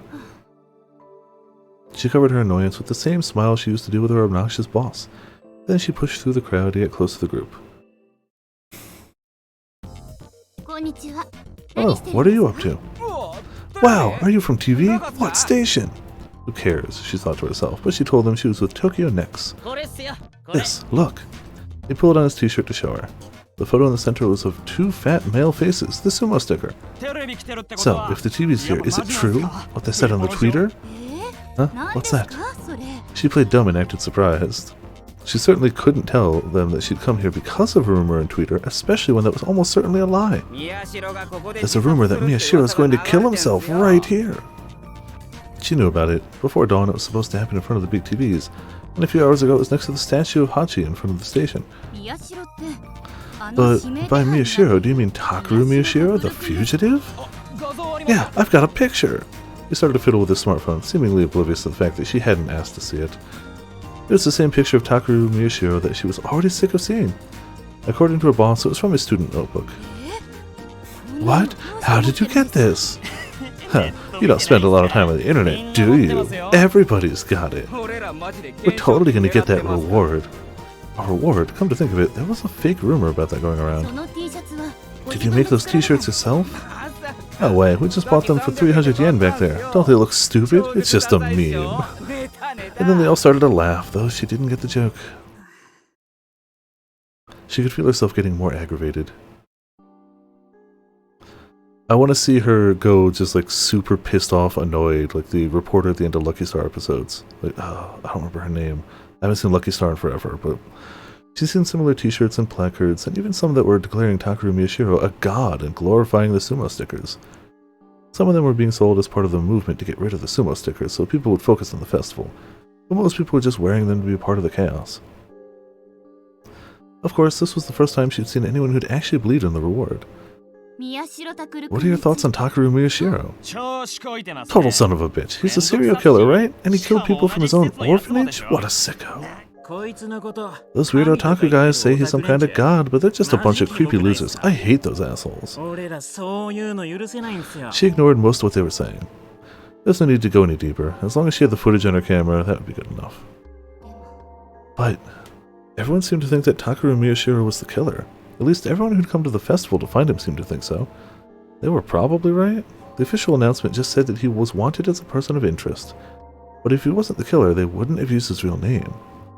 And she'd also heard that they were, in fact, looking for him as a suspect, though she didn't know where the information had come from. All this information, who knows where it came from? Unimportant. Takeru Miyashiro, the killer behind the return of the new generation madness. She suddenly felt a rage building inside her. There was no way she could do what she'd originally set out to do now. The angel with the heavenly voice was dead. But if there was one reason to participate in this festival... That's right, I don't care if they're just rumors. I'll find all the information on Miyashiro's whereabouts that I can and make it easy for people like these to find him. If he wanted to kill himself in public, he was probably some kind of sick madman. If he pulled it off, even more idiots might start worshipping in him, and that was probably just what he wanted. She wouldn't let that happen. That wouldn't atone for her murder at all. He deserved a miserable, painful death, preferably with people throwing rocks at him like an old historical drama. No Lucky Star jokes? Yeah. I watched that whole show, and my entire memories of it are the scene with the chocolate in episode 1, the banger of an OP, and the end of episode bits with the dude and the chick who was all like Genki, and then dropped the act, voice dropped like 9 octaves, and she was just a pissed off, like she was Nia from Xenoblade Chronicles 2 minus the Welsh. She looked like small child, but then she was just like pissed off middle-aged woman, and that was just one of those gags that stuck with me. Yeah. Hey, what's wrong? Oh. Only then did she realize that people in front of her had stopped talking. She said thank you and went to go find another person to interview. Alright, sorry, one last question. She suddenly stopped and asked the group one last question she'd thought of before they disappeared into the crowd. Whose eyes are those eyes? Where are you from? Saitama! We came by bike. Then they laughed again, but she still didn't get the joke. This time she turned around without thanking them and walked off into the busy street. She could tell her cameraman looked confused. He didn't seem to understand the meaning of her question. If they were from Saitama, that meant they weren't from Shibuya, and from the look of it, they weren't victims of the disaster. People who had nothing to do with the Shibuya earthquake were here looking for Miyashiro. So were the victims of the earthquake she just interviewed a while ago, who were hoping that the Restoration Festival would be a success, and so were people with a grudge to bear against him, like her. Come out, Miyashiro. Taku 1? Yeah, this for sure overlaps. Lucky Star and Azumanga. Oh man. I've actually never seen Azumanga, but I've seen so many clips of it that I may as well have. Cranky middle-aged woman. Also, hey Millie, how's it going? I warn you this most of the time on Sundays, but things in this game are getting dark. So, like, I think we saw the brunt of the actual visceral gore last week, but I would be remiss to not warn you the fact that this game is getting dark. But also, yes, it's entertaining. And we're referencing an old anime, but yeah, it looks like a child with a cranky middle-aged woman. That's the character. I saw so many clips of it in like AMV Hells. I've practically seen the whole anime for Azumanga, but I've never actually watched Azumanga. One of my friends in high school tried to get me to watch it, but that was before my weeb phase. That was before I was like, wait, I like anime. Even though most people got their weeb phase earlier. Thing long, have to be at work at 8 a.m. tomorrow. Oh, yeah, that's a good reason to not stay up too late. But also, no happiness is going to come from this game tonight, but we're just too invested. We're too far gone. but we can all accept that no happiness is coming out of this game. Taku's suffering is entertaining. Taku won, maybe. Taku won for sure. Her thoughts were never going to be heard on TV, and the people nearby couldn't hear them either. But they were shared by the vast majority of the people at the Restoration Festival. Whenever she saw someone wearing a sumo sticker on their clothes, she figured they were after Miyashiro, and when she went to interview them, she found that she was right. So there's a whole bunch of people after him, and they're mostly wearing sumo sticker outfits.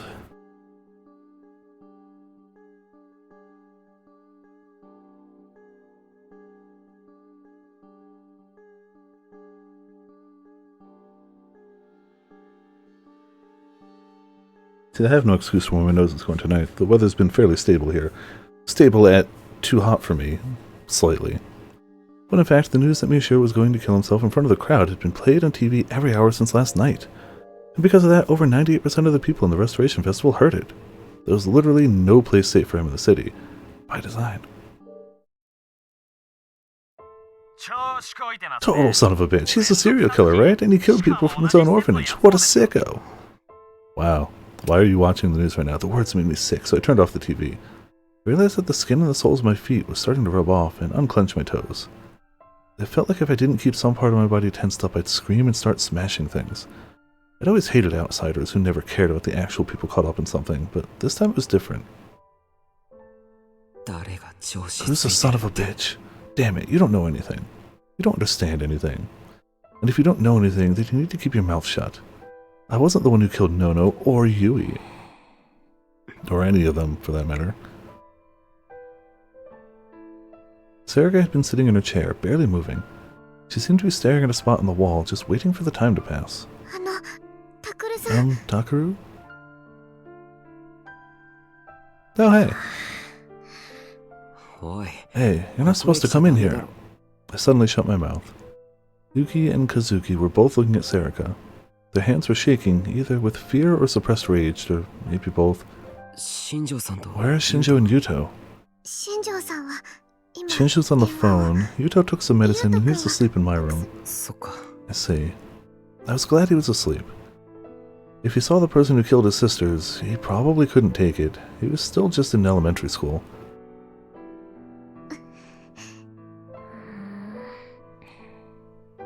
The two of them stared at Sarika, unmoving. Sarika didn't move either, but it's true.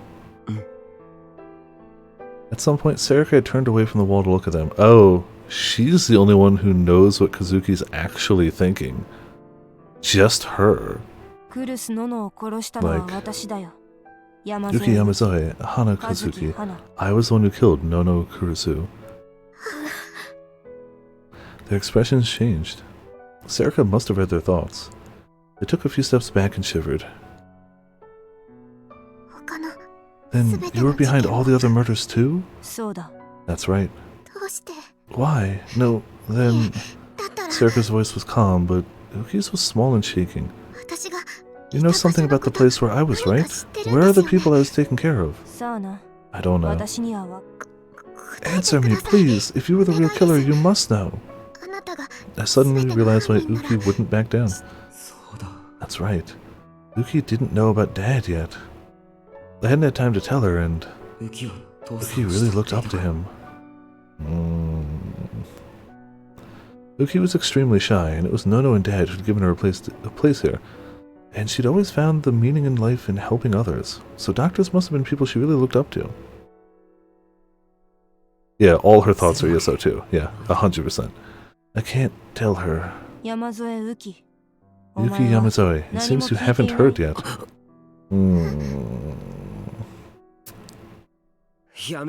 Don't. Jumped out of my chair. You should have been capable of finding out who Sakuma really was. You probably met him 6 years ago. What? What are you talking about?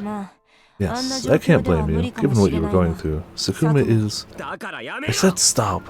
I mean, at this rate, the cat's mostly out of the bag. As I screamed, I hit her with my power without even thinking about it. I slammed her off her chair and onto the floor. And then I walked over and grabbed her by the hair. Never been this violent with a girl before. I don't think he's been this violent with a guy before either. I don't think he's been this violent before.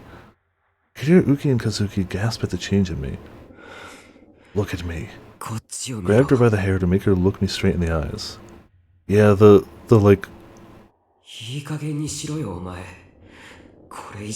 building rage and violence in him. Well, yeah, outside of... Well, even that was comical. There really is, like, and has been for a while, just this subtle, burning, like, rage in him. Before even, like, stuff got personal. Now he's got some sort of reason. Literally family members dead because of her. There's some justification here. But even before that, there was that whole, like, just let go. Just use your power. Kill everyone. So, like, that's probably bad, right? Enough of this shit. Don't you dare destroy any more of my family. I looked at her, mustering all the rage I could in my mind. She should be able to tell how mad I was. Maybe, like, you could argue, but we don't know one way or the other at this rate. We really don't know.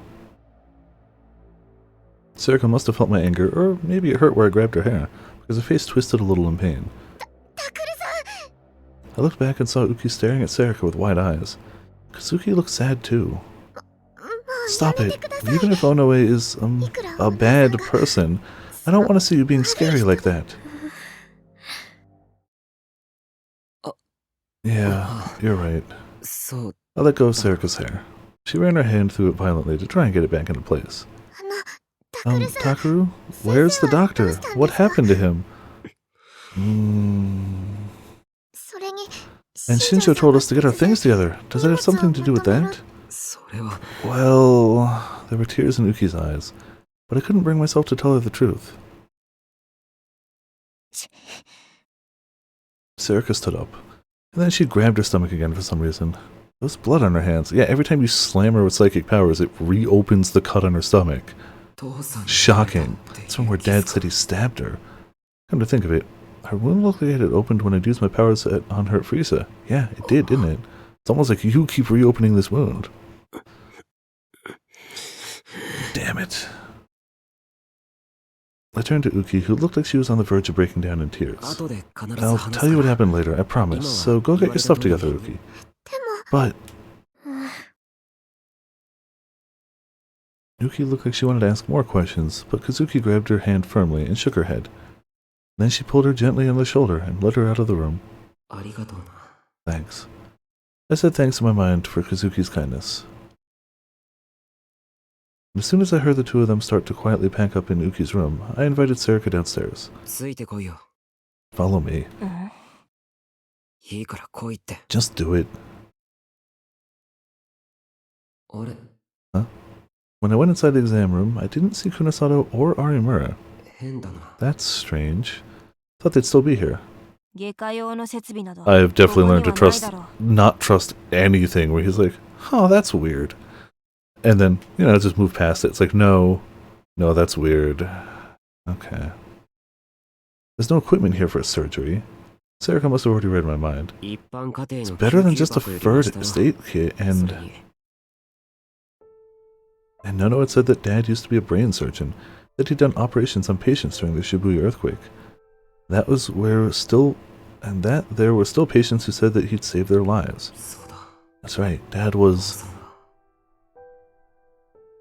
a good doctor. The people in the neighborhood loved him. He drank too much and he could be a little lazy, but he was a man who found his life's work in helping others. He was a man I could respect. So why?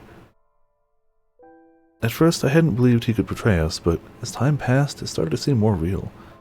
I knew it was pathetic, but I almost started to cry. I tried to take my mind off it by going through the shelves, which were filled with gauze and drugs. But all the medicine bottles had neat labels in Nono's handwriting, and when I saw them, it only made me want to cry more. That's not right. Sakuma was a monster who gained the power of mind control and enjoyed it to the fullest. He only played at being a good doctor. Sarika lifted up her skirt and showed me her stomach. Oh, she's tried to bandage that really badly. Really badly. It's covered with packing tape that had been stained dark. I mean, if she already expects that she's going to die tonight, why stitch up the... Was the wound poorly and it was wound poorly and far too tight. Sakuma once saw me using packing tape. So, first of all, thank you, Destra. Very much appreciated. Thank you for the raid. Fantastic. I hope your stream went well. Welcome to you and all the raiders. We are playing a game that is not full of happy times and is not shying away from bloody and gory imagery. And I do not want any of the raiders to be blindsided other than the fact that we actually just had something on the stream. So, I think the majority of the bloody stuff happened the other day, but we're still seeing blood and stuff now, and I want to give people that warning. I hope your stream was fantastic, Destra. Oh, hold on, let me get a... I think we have an auto shout out, but... You should auto shout out? Come on. Huh? Nope, didn't. There we go. The bot's been having an API error for a while. I gotta fix this bot. There's something wrong with my bot. It's not doing the things it should be doing except for sound effects. And I've been ignoring it for a while, but I really do need to fix it. But, yes. What were you playing tonight? When I started, I saw you was just chatting, so I don't know what you actually transitioned to playing. But I hope it went well. I think you and I started at similar times. But yeah, I am going to go back to this. Genshin mostly. Okay. It's one of those games that I've been tempted to mess around in, but I think I'd fall too deeply into. But it looks very enjoyable for a gacha game. Looks like, unlike most gacha games, they made an enjoyable game with a gacha system, not a gacha system with basic gameplay to get people to get the gacha system, which is nice for once, for sure.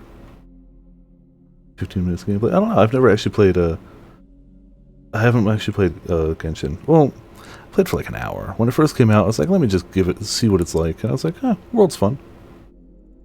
Oh, it's a pretty package, for sure. Like, I just kind of wandered the world for an hour and went, cool. That was about it. You're prone to getting caught up in those kind of games. Yeah, exactly. And I've been burned by gacha in the past. That rage runs deep. But I know a bunch of people who like gacha, you included. Or not gacha, Genshin specifically. You included, and heck yeah. But yeah, I'm going to go back to this. It is showing, mind you, a bandaged up cut, but it is poorly bandaged up, and there is a fair amount of blood. So that warning. Again, I would feel very remiss not giving at least a warning, and I wish I'd hit the button sooner to go to the menu. So, this game is really good. This game gets dark. It's a hard recommendation. I have been enjoying it. It's really well written. I'm having a good time with it. It is absolutely... Both the Chaos games, Society V, are hard recommends. Steins Gate, I can almost blindly recommend, even though that gets really dark too. Maybe I shouldn't blindly recommend Steins Gate. Ooh, man, all these games are emotional gut punches. But yeah, gonna go back. Suguma once had me using packing tape to treat an injury and laughed. Not bad, he said. I don't know what he meant. I didn't know what he meant. Do you remember the second murder when Takayanagi, the street musician, was killed? Yeah, I can't recommend these to most people. Yeah? Her stomach was cut open and a speaker was put inside. She was mind-controlled into using packing tape to stop the bleeding. Chaos is in the name, but still. When I saw him make her use the packing tape, I asked him why he was making her do that, and this is what he said. She's just like you, right? A doll. Isn't that funny? I could imagine his tone and his voice. I felt all the hairs on my body stand up on end. I read Tsukuma's mind. It felt like I had to know why he was saying that. Sarika let out a long breath, as if letting something that had been building up inside her. He wasn't thinking about anything more than what he said. The only word on his mind was funny. Oh yeah, no, I'm not in any way disputing they're good, but it's still a very hard recommend. A very hard recommend, specifically the Chaos side of things. I feel like I'd only really be like, do you really want to go through all of the side-DV stuff? Then it is arguably important for that, yeah. Head is hard to recommend, but if you're gonna play robotics notes and you want the most out of it, I'd argue you have to play head. Mind you, if you want to play robotics notes and you don't want to play chaos head, cool.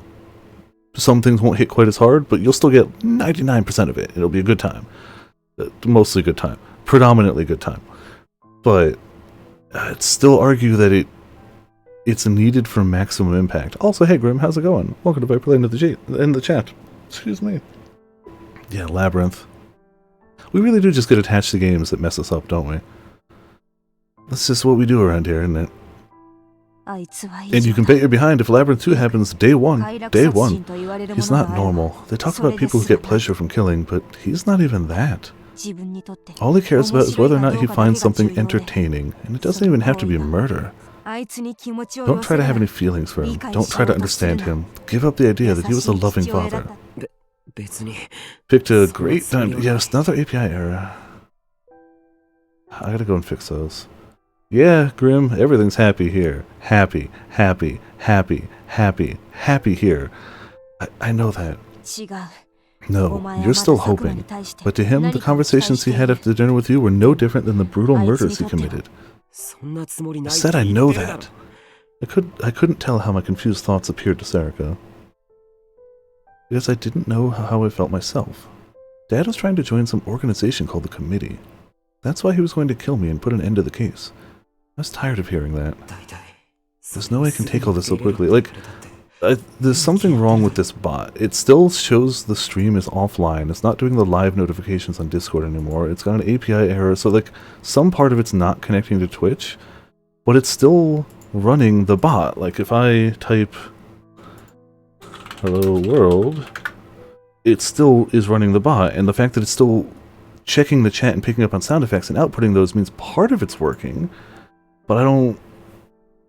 If it just didn't work at all, I'd be like, okay, there's a big problem here. When it's only partially not working, I don't really know what to do. So I gotta figure that out. There's no way I can take this in all so quickly. Just 10 hours ago, Dad was the dad, the lazy guy who drank too much, the doctor everybody loved. Sarika started to silently tear off the packing tape. This isn't a surgery center, so there shouldn't be any surgical tools. Instead, look in the bottom drawer in the back desk. What? That was the desk Kurusu used. There should be sewing tools in there. Kurusu had indeed kept sewing tools in there to patch the buttons back into Dad's white coat. Did she learn that by reading Kurusu's mind? Damn it. Viper felt that. Yeah. I was angry, but I did what she said anyway. There was a bag filled with sewing tools there, like always. This isn't the worst packing tape bandage wound you've seen in a VN. Surprised there's more than one. Gave them to Sarika, and she grabbed a needle and thread at random. She disinfected them and started to wordlessly sew up her own stomach. Seeing the sewing needle stick into Sarika's pale white skin was worse than seeing the wound itself. She showed no hesitation and no sign of being in pain. What kind of life has she lived? Our eyes met. I forced myself to think of something else before she could answer my question. Where did Dad want us to go? Sarika finished her stitches and tore off the end of the thread. The place where everything began. At the time where everything began. That's what he said, right? Ugh, Grody. You don't know what I meant? Where everything about this case. No. This and the one that happened 6 years ago, where all of that began.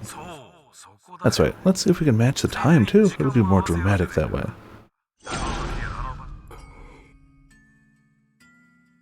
Duct tape, yeah. That's what he'd said. The place where everything began. Just like you and Kunosato suspected the cause of all this was the Shibuya earthquake. It was caused by the explosion of a certain device, and what you call the causal factor, it's a special type of electromagnetic wave. Actually, that was spread out from there. That's what caused the psychics to awaken to the powers they never wanted. So the conspiracy theory that the Shibuya earthquake was caused artificially, it was true? Artificially but accidentally. That's right. Like you were told at Frieza, that device was secretly set up in a planetarium in front of Shibuya Station. Couldn't have thought I would been the one to tell me that. Some company had bought out the planetarium and used it to do experiments. But that's where the Hikariwo is now, right? That's right. But there's a facility inside the building that was modeled after the old planetarium. The theater cube. What? The other ones were on purpose, yeah. The theater cube. A huge theater located inside the Hikariwo. It was used for musicals and famous performance groups from both inside and outside Japan. It was the largest part of the Hikariwo building and one of its most popular attractions. So it was modeled after the old planetarium? Come to think of it, they had gone there just once before. There was a foreign musical playing. I remembered being amazed at the size of the place and the luxurious design. But what I remembered best was the faces of the people I'd gone with. Yui, Yuto, and Nono and Dad.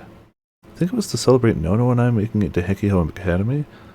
We'd made it into Hekio, which offered free tuition for earthquake orphans. And Dad had joked, this frees up a lot of cash, and bought us expensive front row seats. Nono had gotten mad at him and told him he was wasting money.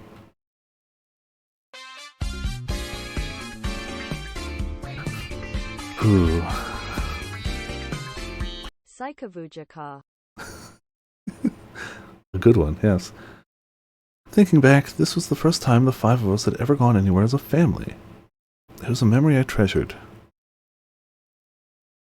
But why did Dad choose a place like that?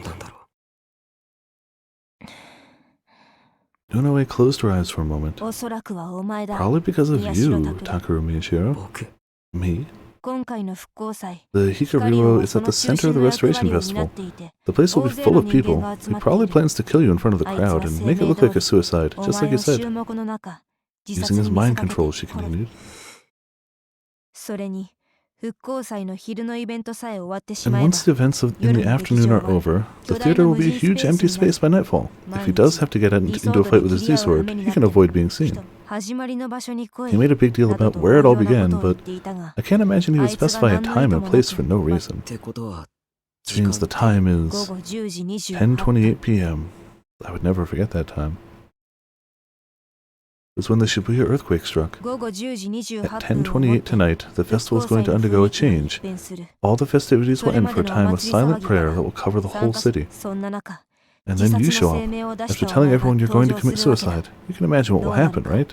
That piece of shit. There was disgust in her words, but it wasn't rage. It sounded like she was suffering somehow. Why, Sarika? If you're that angry, if you're in that much pain, why did you do what he told you to do? I've told you many times already. You remember what happened when I was created, right?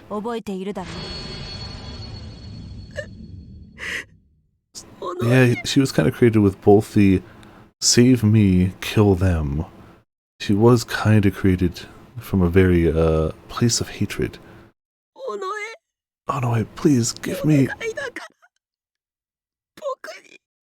I wanted someone to save your life. That's how I was born. I have no other purpose in life. I've given up everything else for that. That's how I've lived from the moment you created me. No, living that life is why I was born. I'll obey anyone if it means keeping you alive, even Sakuma. I couldn't speak. If what Sarika said was true, then the real cause beyond all this was... There's no need to feel responsible, Takeru Miyashiro. It is absolutely his dad's fault, not his.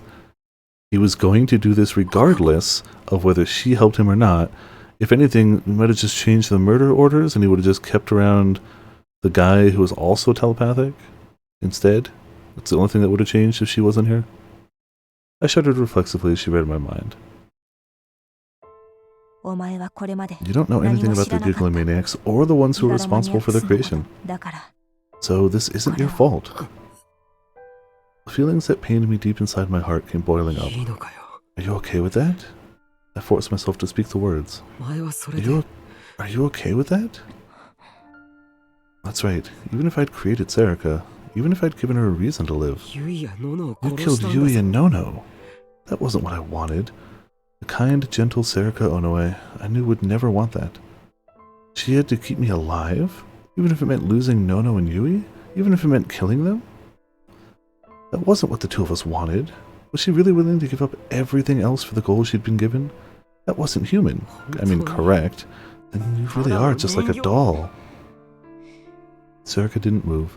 She just looked back at me. It's time for me to go.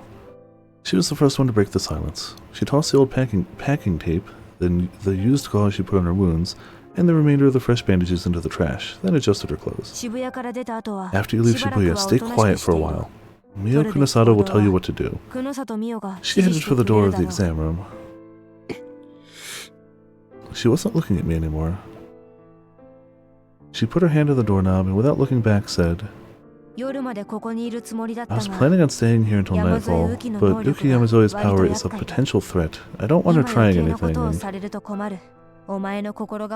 don't want you changing your mind. What? But before I could say anything more, the door opened.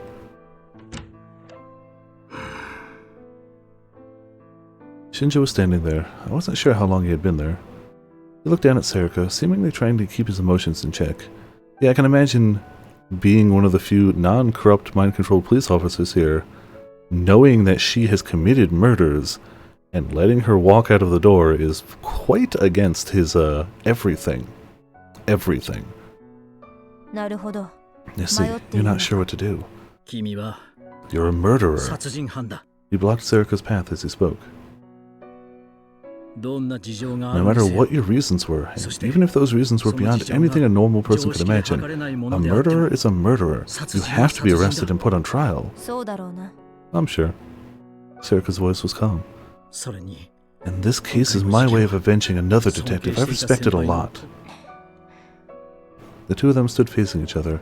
The air was thick with tension between them.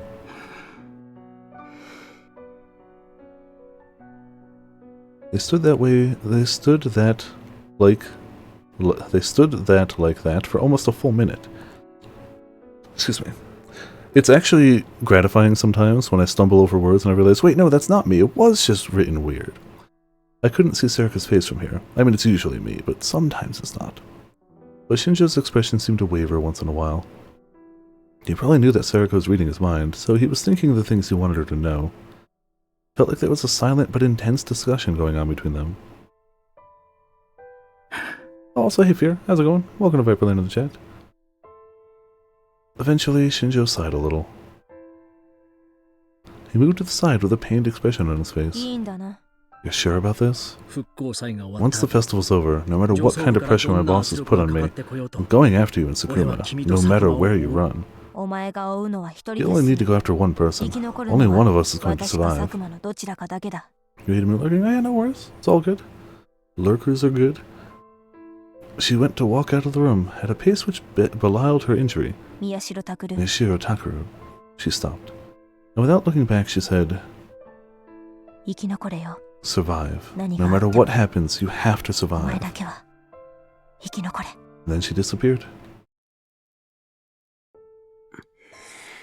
Don't think about it too much. Oh, sure, okay. About what? Literally all of this. Never mind. Thanks, Shinjo.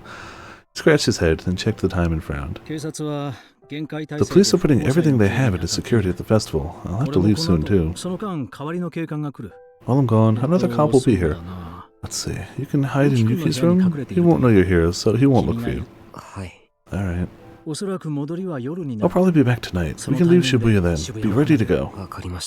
Alright. I answered him, but my body wouldn't move. My hands were clutched tight, and I hadn't even realized it. I felt so frustrated, so angry and disgusted with myself. All these horrible things were going on around me, and someone else had already decided how I was going to escape them. I'd done nothing at all.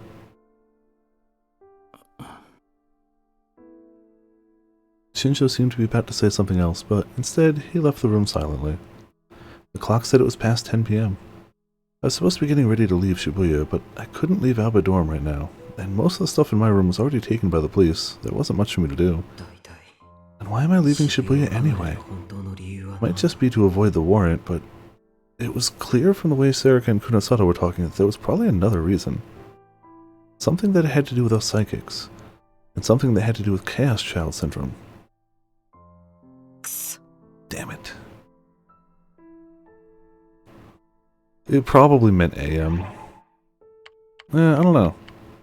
Or they just didn't update that. No, I don't know. Quickly closed my eyes and shook my head. No, it should be still fairly early, because he was watching the news where they said it was 9 a.m. It's magic. So it's probably 10 a.m. It was probably just, they didn't change that. Unless they were chatting here for a long time. No, don't do it. Don't try to find out. Remember your promise to No-No. You've already learned what happens when you try to find out about things you're not supposed to know, right? Onoe's gone, right? Huh? I looked up and saw Kunosato and Arimura by the door. How long have you been here?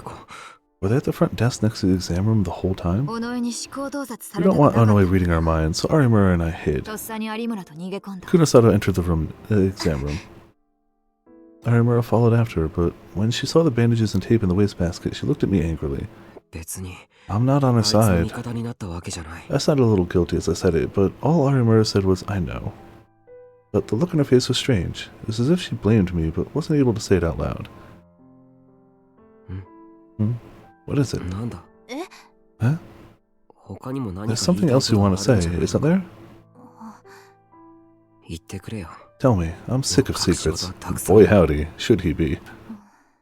You're right. Arimura looked at Kunosato for a moment, but evidently it was okay for her to tell me, because she continued. What did Sarika Onoe say? What do you mean?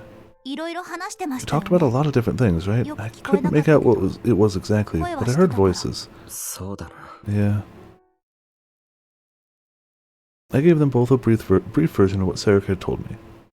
Kunosato crossed her arms and thought for a moment, then whispered to herself. I thought so. What? What's your take on this? On what? Literally everything. What Sarika had to say for herself. What? Didn't even think about it. None of the things she had to say were what I wanted to hear. Even if I created her, I still can't accept this. No, that's not what I'm talking about. Of course it's not. Kunosato raised a hand to cut me off. What she's done is unforgivable. Whatever the reason was, that won't change. That's not what I'm talking about. What did you think about her explanation of the case last night? What she said last night? What did I think? She told the truth, right? Arimura had heard the whole thing and used her powers to check it. But Arimura looked down at her feet and slid softly. Mishiro, do you remember what I said after what happened with Ito and Yui? Huh? That if I'd been more careful with how I used my power, I could have figured out that something was wrong with what Ito was saying? Yeah. Arimura had regretted that deeply. But what did that have to do with Sarika? Oh. I looked at her face and suddenly figured out what she meant. Was there something that Sarika had said? Was she lying? No, she was telling the truth, but... But? It was strange. I don't know how to say it. It was all too true. Too true? What does that mean? I listened as carefully as I could. My power lets me tell when somebody's lying, but people's words aren't always black and white. They hesitate, they get vague, they sometimes forget what they're trying to say. They're just not very clear, right? So even when they're talking normally, there's a part of what they're saying that's kinda gray. Human speech isn't always the product of a carefully logical train of thought. It's a mix of reason and emotion that sometimes meanders or jumps topics altogether. Kunosato added. But her? Sarika Onoe's words were all straightforward. It was like she was reading from a script. Yeah, I was curious about that. And there were parts of what she said that I didn't like. Kunosato sat down in a chair without asking permission. When she was talking to me at Frieza, I was stupid enough to let the blood run to my head. I wasn't thinking straight. So, on my way here, I got an idea, and I decided to try it. That's why I couldn't let Onoe read my mind. Oh, so that was why. Well, we knew she was already under part of it. to some degree, because that was what was giving her that headache. But she seemed to have been resisting it at the time. But who knows since then. Last night, Sarika had stayed in the exam room instead of coming up to the living room to talk with everyone else. That was the reason. What made me particularly suspicious was our discussion on the phone last night. She told me to get you out of Shibuya. She said that was the best way to keep you alive. Yeah, I remembered her saying that. Aramara seemed to be suspicious that her words were too true, but they seemed like the truth to me. Getting you out of Shibuya makes sense. So does killing Sukuma, who's a threat to you. But doesn't it seem strange that she'd give you to me? She can read minds, so unless you actually plan on killing him, she probably went, you know your stuff, and as kinda evil as you are, you're not gonna actually kill him. I didn't know what she meant, unless she's actually like, I was planning on killing you, but I was gonna, the second we left here, I was gonna stab you. What seems strange about it? Why do you think she trusted me to take care of you? I don't know. Because the detective couldn't really be burdened with this? Mama say clearly was like, psh, I got a business to run. Whereas you're just somebody who seems to be able to get stuff done, to be fair. Because who knows something, right? Something that we don't. That's why she... Even without that, if the reason she exists is to keep you alive, she would need to stay with you until the last moment of your life. Am I wrong? No lying rule? Yeah, all the time. Everyone. That changed because of Dad, because of Sukuma. Harimura interrupted me. That's what she said, and she wasn't lying, but don't you find it strange that she wasn't lying? Huh? I stared at her, uncertain as to what she meant. That's right, her words might be lies disguised as truth. Kunasato nodded. Lies disguised as truth. She'll do whatever it takes to keep you alive, no matter what. But how is that a lie? Sakuma is just a scientist for a small-scale organization. What's the point of dying to kill him? It's useless. The committee's power is vast. Killing Sakuma doesn't guarantee your safety at all, but how can she protect you if she's dead? That's why she's giving me to you. Don't be stupid. It's true that I plan on using you as a decoy to lure out the committee, but once I don't need you anymore, we're done. I'm not going to keep protecting you. For better or worse, she doesn't mince words. That is not a huge positive, but it's something, I guess. Sarika Onoe can read my thoughts. Do you think she doesn't know that? In other words, if the committee is really after you, she would never allow herself to leave your side. She would do whatever it takes to protect you herself. Am I wrong? That's... And there's one more thing that doesn't make sense. Why didn't she just tell you the truth from the start? From the start? When you woke up from your coma after the earthquake. Oh. If her goal was keeping you alive, there was no need to ever hide the truth. Instead, telling you about your power and about the committee would give you a better chance of staying alive. If you'd known about them, you never would have gotten involved in the murders. You wouldn't have put yourself in danger. See, something's not right, is it? She was right. Didn't realize it until they told me. Never would have done the things I did if I'd known what Sarika told me last night. Just like Kunasato said, I would have stayed away. In fact, I might have done something to keep us away from it. If I had, Nono and Yue might still... But... Why? Why had she hidden the truth? It's like she was trying to put you in danger, isn't it? Oh, constantly. I thought she was just like an adrenaline junkie at first, but like, no, she's always been pushing us forward. Aramura said the same thing I was thinking. But she can't have been lying, right? You were right next to her last night. No, there's a way. There's a blind spot on my powers. Oh, is it going to be that like as long as they believe it's true? Because I've been wondering about her powers for most of this game. Remember what Aramura had just said. Everything Sarika had said was the truth, but it was too true. It was as if she was reading from a script. Oh, I found it. There was one way. One way to get through Aramura's power. Was it the same thing as Ito? Aramura nodded slowly.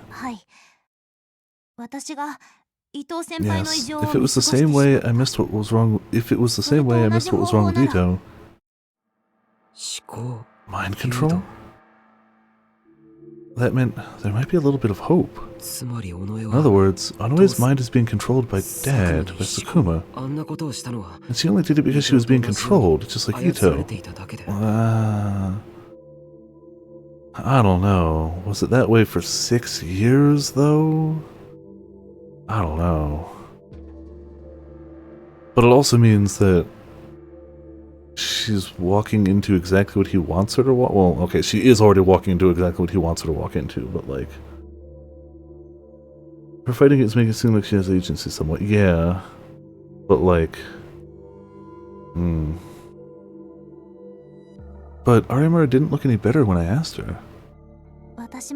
I thought that we might be that lucky, but it's just one possibility out of many. Don't get too attached to it. You heard her. I see. My shoulders slumped. Miyashiro, don't get any weird ideas. Even that might be a trap. Yes, I know. I spoke clearly. I thought I was telling the truth. But Arimura looked down as if she was in pain.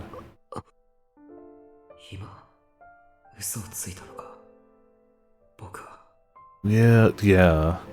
Well, I mean, I guess once you've planted ideas, they're just ideas at that rate, like...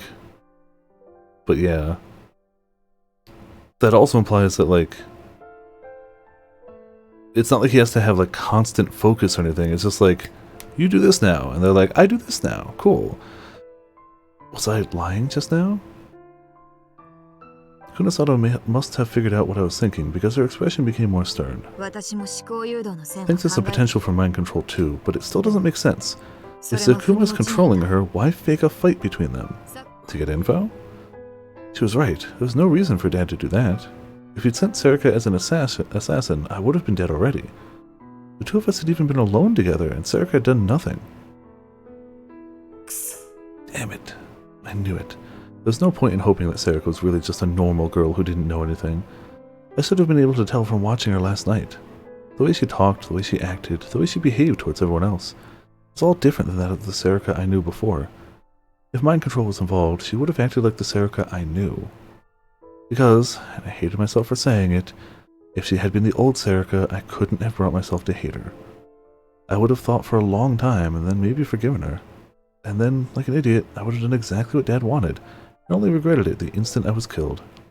Miyashiro. Kunisato's expression was as fierce as ever.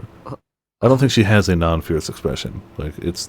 The gauge goes from fierce on the low end to mind-meltingly fierce on the high end. That's it. That's the only... That's... Yes? Think carefully. This could be extremely important. I asked you this yesterday, but during the earthquake, what did you wish for? If that wish was what real booted her, what did you want from her? Was her job really to keep you alive? It always cuts off before the actual wish. I remembered what it had been like back then. I remembered the hellish sights around me, the horrible headache, and I remembered begging Sarika to help me. Swallowing in this blue delusion, right? Maybe? Oh, you're right, but that's delusional. That doesn't count. Sarika and I said it was her goal to keep me alive. Or Sarika said it was her goal to keep me alive, to save my life, literally. There was a brief but strong pain in my head. I pressed my hand to my forehead. Whenever I remembered that, the pain came back. Are you okay? Arimura had been through the same pain, so she was worried. I raised my hand and told her I was okay, which she knew was a lie. I think I just told her to save me. I think I just is not... You gotta... I couldn't remember if I'd barely been able to get the words out, or if I'd shouted them at the top of my lungs, or if I hadn't even said them aloud at all. But I could remember asking Sarika for help. That's vague, though. But... was that really all I asked for? Back then I'd...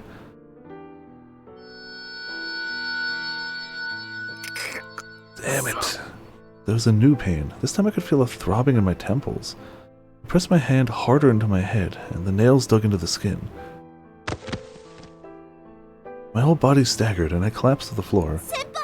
Yashiro, there's a warm sensation on my shoulder. Harimura was trying to help me up. I'm sorry, I'm fine. You're lying. I mean, yes. You tell that looking at him. You don't need powers for that one. Harimura led me over to the bed in the corner of the exam room.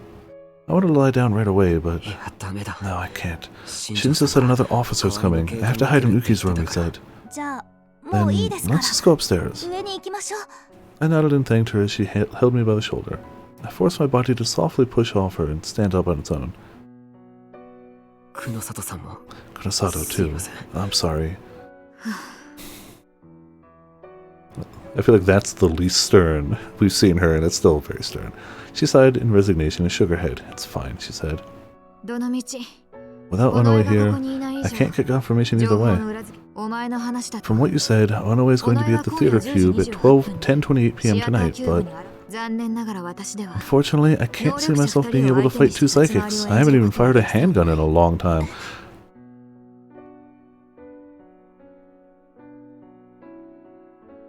Maybe she just shot it at a target range in America, right? Maybe that's what she meant. We're gonna hope that's what she meant, right? What? Harimura turned to Kunosato, surprised that she'd fired a gun. Kunosato seemed unusually hesitant, but said, I hate to say it, but we'll have to give this up. There's something not right about what Onoe is saying, but we don't have anywhere near the time or manpower needed to find out what it is. For now, we'll follow the original plan. We'll wait for Shinjo to get back, and then leave Shibuya. If this is all some kind of plot, we'll just cross that bridge when we come to it. Oh, went shooting all the time, clearly. Imagine Maho, just like any sized pistol, just blowing her back like 1.5 feet every time. But like, we're talking like a Derringer, not like a Magnum. I went to Uki's room to hide before the police officer got here. I found Yuto curled up asleep on her bed. Maho with a Magnum would send her to the moon, okay? She would take one shot and just... Whoom! She'd Team Rocket herself. He must have been crying for a long time, because he was red around his eyes. I could see tear marks on his cheeks. Uki was sitting on the bed, softly holding his hand. He'd probably been like that for a long time. It seemed like a very natural thing for her to do. You're being a good big sister, aren't you? No, I'm still not. Her voice was soft and kind, so as not to wake Yuto. There was a loneliness mixed in with her words. No, I could see that she was looking at a photo on the desk. It's a picture of Yui and Uki. I couldn't tell when it was taken. Yui was hugging Uki from behind, and pressing her cheek up against Uki's blushing face. I thought about the person who'd taken this picture. If it wasn't one they'd taken themselves, someone had to have taken it. It wasn't Yuto. If Yuto was there, he'd been standing in between the two of them. And Dad wasn't into taking photographs, which meant it's probably Nono? I could tell what Uki was thinking when she looked at it. She was thinking about when Nono had taken the picture. We're leaving tonight. Are you ready? Yes, I guess, but I don't understand. Neither did I. It wasn't that I didn't know what to take. I didn't know what was happening to me. I hadn't even been told where we were going, except that we were leaving Shibuya. We're just leaving for a while. I don't think there's anything to worry about. Okay. Uki smiled just a little at Harimura's attempt to make her feel better. Are you okay with this? Sure am. I've been wanting to go on a trip. She was joking around, probably because Uki was here. Felt like old times, and I smiled a little. Of course, she wasn't okay. She was leaving the town where she lived, with no notice at all. And she was leaving because someone wanted to kill her. What do you call this anyway? Jumping on the bandwagon? Banding in a wagon?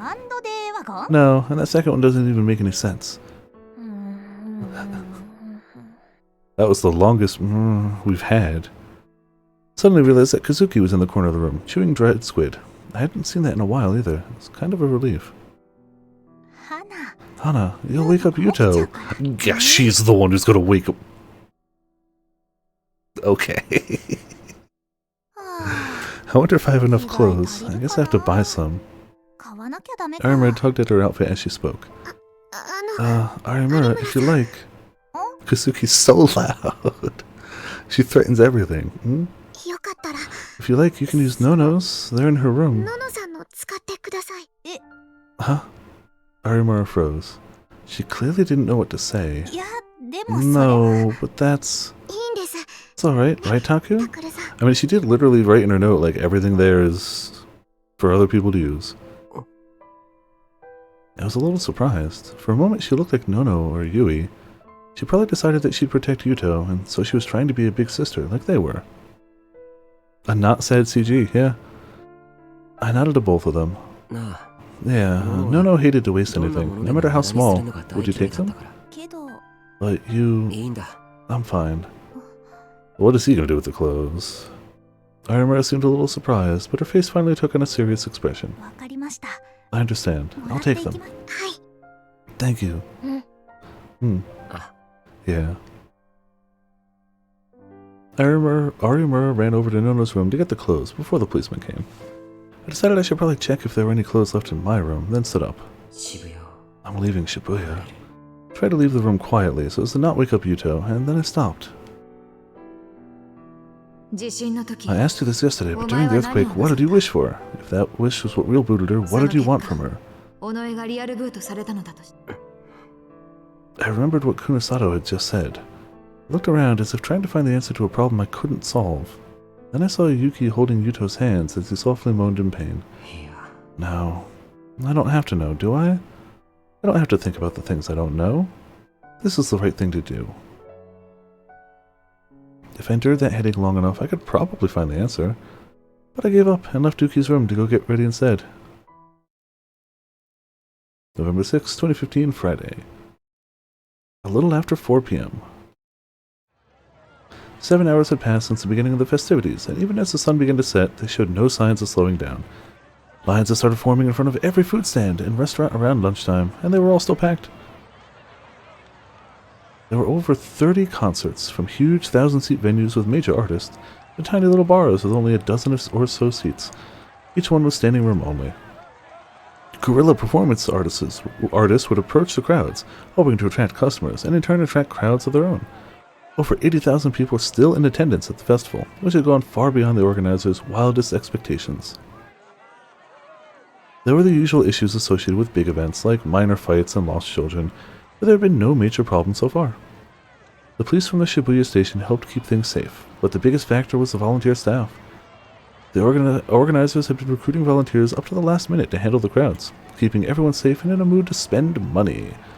Many of the volunteers were victims of the original disaster, and the experience they'd gained in that earthquake had taught them how to get along and work with other people. When a major band had made a surprise appearance at the stage in front of the 107, there was a mild panic, but the volunteers formed a human wall to keep the people in the crowd safe. Today's a day to celebrate the restoration. We can't have anybody trampled to death.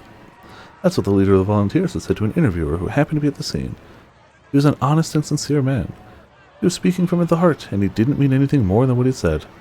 But his words brought to mind a certain name and a certain face, both among the people who saw him on TV and amongst those who heard him directly. The word that made them think of that name was, of course, death. What's with those guys? Those are the guys the news have been talking about all day. Everyone there was hoping for the festival to succeed. But at the same time, they hadn't caused a big problem yet. But there was one big concern in everyone's minds. When a girl and her boyfriend left Shibuya Station heading for the stage in the cultural hall, they saw a group of people wearing eerie masks. This hasn't come up in a while, has it? There were over a dozen of them, and then another group came from another direction. Suddenly there were several dozen. Identical masks, identical t-shirts. The faces of two fat men overlapping. It was... Yeah, they showed up at that store that one time, right? That was the last we heard of them. The sumo stickers.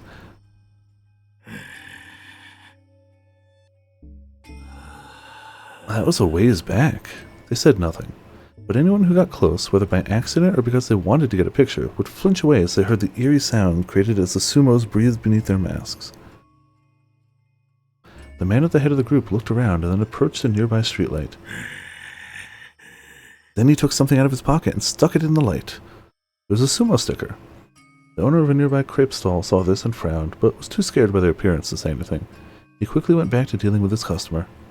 Something he'd seen again and again since the festival started. The only ones who saw it were people like him, who stood in one place the whole day as they ran their business. The majority of attendees, caught up on the flowing crowd, saw nothing. But if you were to take all the stickers placed on the ground, on the decorations, on the streetlights, on the walls, you'd have enough to cover the huge TVs at Shibuya's Scramble Crossing. The stickers were slowly taking over, spreading even to places where no one could see them. They were like a physical manifestation of all negative emotions that lurked within the attendees. Happy thoughts, sure. It's about 3 hours later, around 7:30 p.m., when they finally exploded. It happened at the place that had been set up for the silent prayer that would end the festival. Right in front of the memorial. I can't see! Move! Wait, seriously? Is that him?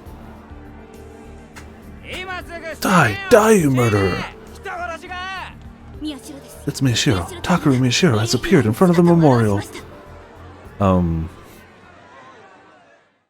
Has he? That seems to be the exact opposite of leaving the town. A little after 9 p.m., Sarika arrived at the Hikariwo. I know I'm saying that wrong, but whatever. Most of the attendees had gone elsewhere, and it wasn't as busy as it had been earlier in the day. She looked around and listened to the thoughts of the passerbys. Man, fuck that Miyashiro guy. Is he really going to kill himself somewhere? He didn't just run. I hope he does it soon. I can't go home until I see whether he kills himself or not. Not that I care which, really. Wow, this restoration festival is really positive. Fucking wrong-siders. Wow. Sarika whispered as she listened to the worthless thoughts around her. The couples a couple of feet away glanced over at her, but quickly turned away. Sarika closed her eyes so she could concentrate only on the thoughts around her. Found the Taku 3. Yeah, boy howdy did we. As of 9 p.m., all the concerts and street performances, as well as a few of the stalls, were closing up. The festival was nearing its end. After this, the attendees would gather at the specified time for a moment of silent prayer, and then the festival would be over. The crowd seemed to be heading towards the station and the memorial. There were too many people still here for them to all fit in the memorial plaza. So the big VIPs, as well as the families of the victims of the quake, would gather at the memorial itself while everyone else would watch the proceedings on the TV in front of the station. Sakuma probably plans to reveal Miyashiro's body at the memorial after he kills him, doesn't he? Both the TVs in front of the station and the memorial park were near the Hikariwo, but the park was just a little closer, and anything that happened at the park would be replayed for people watching on TV. In other words, more people would see it. That man from before was probably part of his plan. Several hours ago, she heard that Miyashiro had appeared in front of the memorial, but she'd quickly learned that the report was mistaken.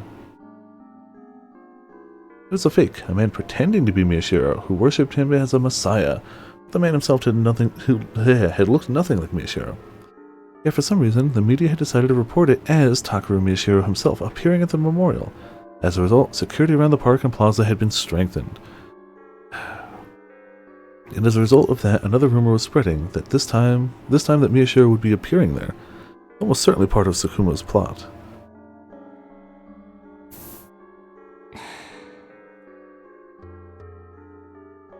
Sarika opened her eyes and rubbed her stomach as if to check on her injury. It had been almost 24 hours since Sakuma had sliced open her stomach.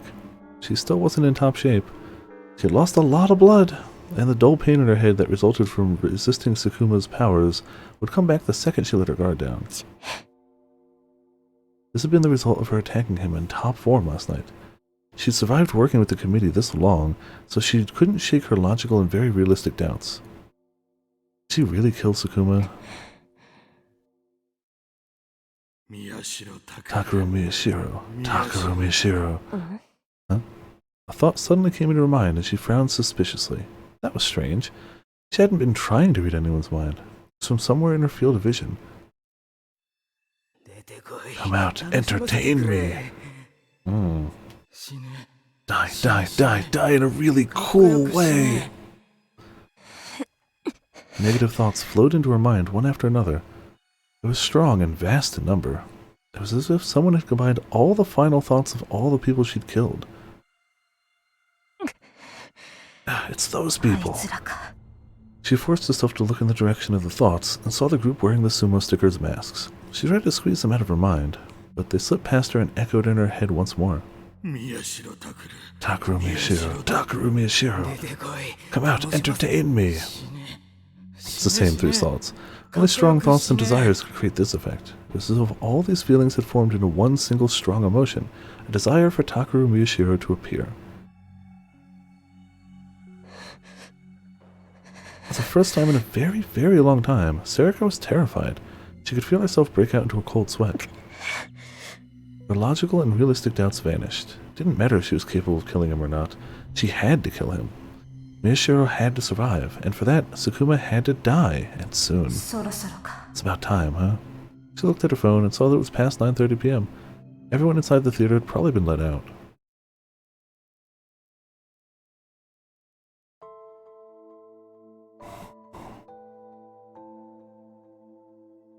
I think this is the last scene change we're going to get. I feel like things are going to go dramatically from here, but I can't really go late too much tonight. So, like, that's the thing. Like, last week we were unsure if we were even going to hit the end, but there's clearly still so much left here. If we go to the next scene change, it's just going to be as big a cliffhanger as this, and you know it, Ramen.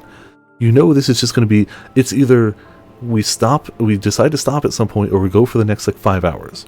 There's no middle ground, and you know this. And it's like, I don't think this is a perfect place to end. I want to see more, but I can't go for the next, like, 5 hours. I can't. There's clearly more left here. They're just starting to talk about Chaos Child Syndrome. They're setting up for so much after a point that any other game would have ended. Any other game would have ended with that scene on the rooftop. Hard stop. And this game is like, it's like the midpoint, bitches. So here we are, which means I have to stop eventually. And this is just close enough to the time that it works. So, trust me, I want to keep going too. I really do. But logic says, wait for a decent scene change, and this is the best we got. It was either this or when we actually swapped to her, but that was too early. We have music here. I know, you're right. So it's not perfect. It's just 80% perfect. But that's what we got for tonight. Big hacking shoutouts to Destra for the hacking raid. And of course everybody here, hanging out, chilling. Tomorrow we're playing Path of Exile. I'm probably going to start early at about 6 p.m. That's up depending on how the day goes, but it's the plan. I'm going to say Tuesday Path of Exile 2. Thursday's going to be No Man's Sky. Friday's not going to be Path of Exile, but I don't know what it is. Likely Horizon? Likely Horizon. Yeah. It was the same as Head Otaku was. Yeah. But, like, there's still clearly so much left to go. If I thought that, like, this game would end when she confronted him, I'd keep going. But we know that's not the case. We know 100% that's not going to be the case. So I can't. Last week we had to, because there was pressing things. We had to get to a chapter. The answer is simple. Straight 24-hour stream. Yeah, but I have work in the morning. Turn Viper into a robot. But I have work in the morning. Even if I was to keep going, at some point I'd have to stop the stream to start working. And I still think then people would be like, no, Viper, why are you stopping here? That's how it is. We got ourselves a monster. And when you work in another tab, I can't multitask those two. A quote, a Discord.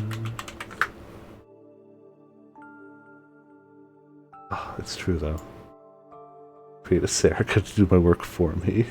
Yeah, that has never worked poorly in any amount of fiction ever. No amount of, like, person, like, clone or robot or whatever that was simply designed to do the work the person didn't want to do. When has that ever ended well? When has it ever ended with something besides that created being, be it robot or person, killing the main person? Never. It always ends that way. So no, I'm not going to do that. No. Even if I had the ability to do that, and you can't prove that I do, I wouldn't. It would. Yeah, it's worked out great for Taku, sure. Yeah. Oh yeah, it goes great for the robot, but I'm not the robot. to the best of your knowledge. I try to toss raids forward, so let me see if anyone's going tonight. I won't be able to linger long, but still worth checking if anyone's going.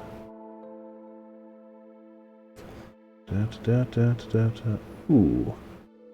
G Money is playing some Devil May Cry. Also to G Money. Yeah. Always gotta support some Devil May Cry, and G Money's cool. So, raid. So yeah. Thank you all for tuning in. Thank you all for watching. Hope, man, I feel like we got like some answers, and it's only raised like exponentially more questions tonight. It's insane. It's insane. We got 2 trophies though. Yeah. Thank you all for tuning in. Thank you all for watching. This has been Viperess of Viperland, and I'll see you all next time. Yeah, we keep thinking we know so much. We know less. We know less than when we started. Somehow.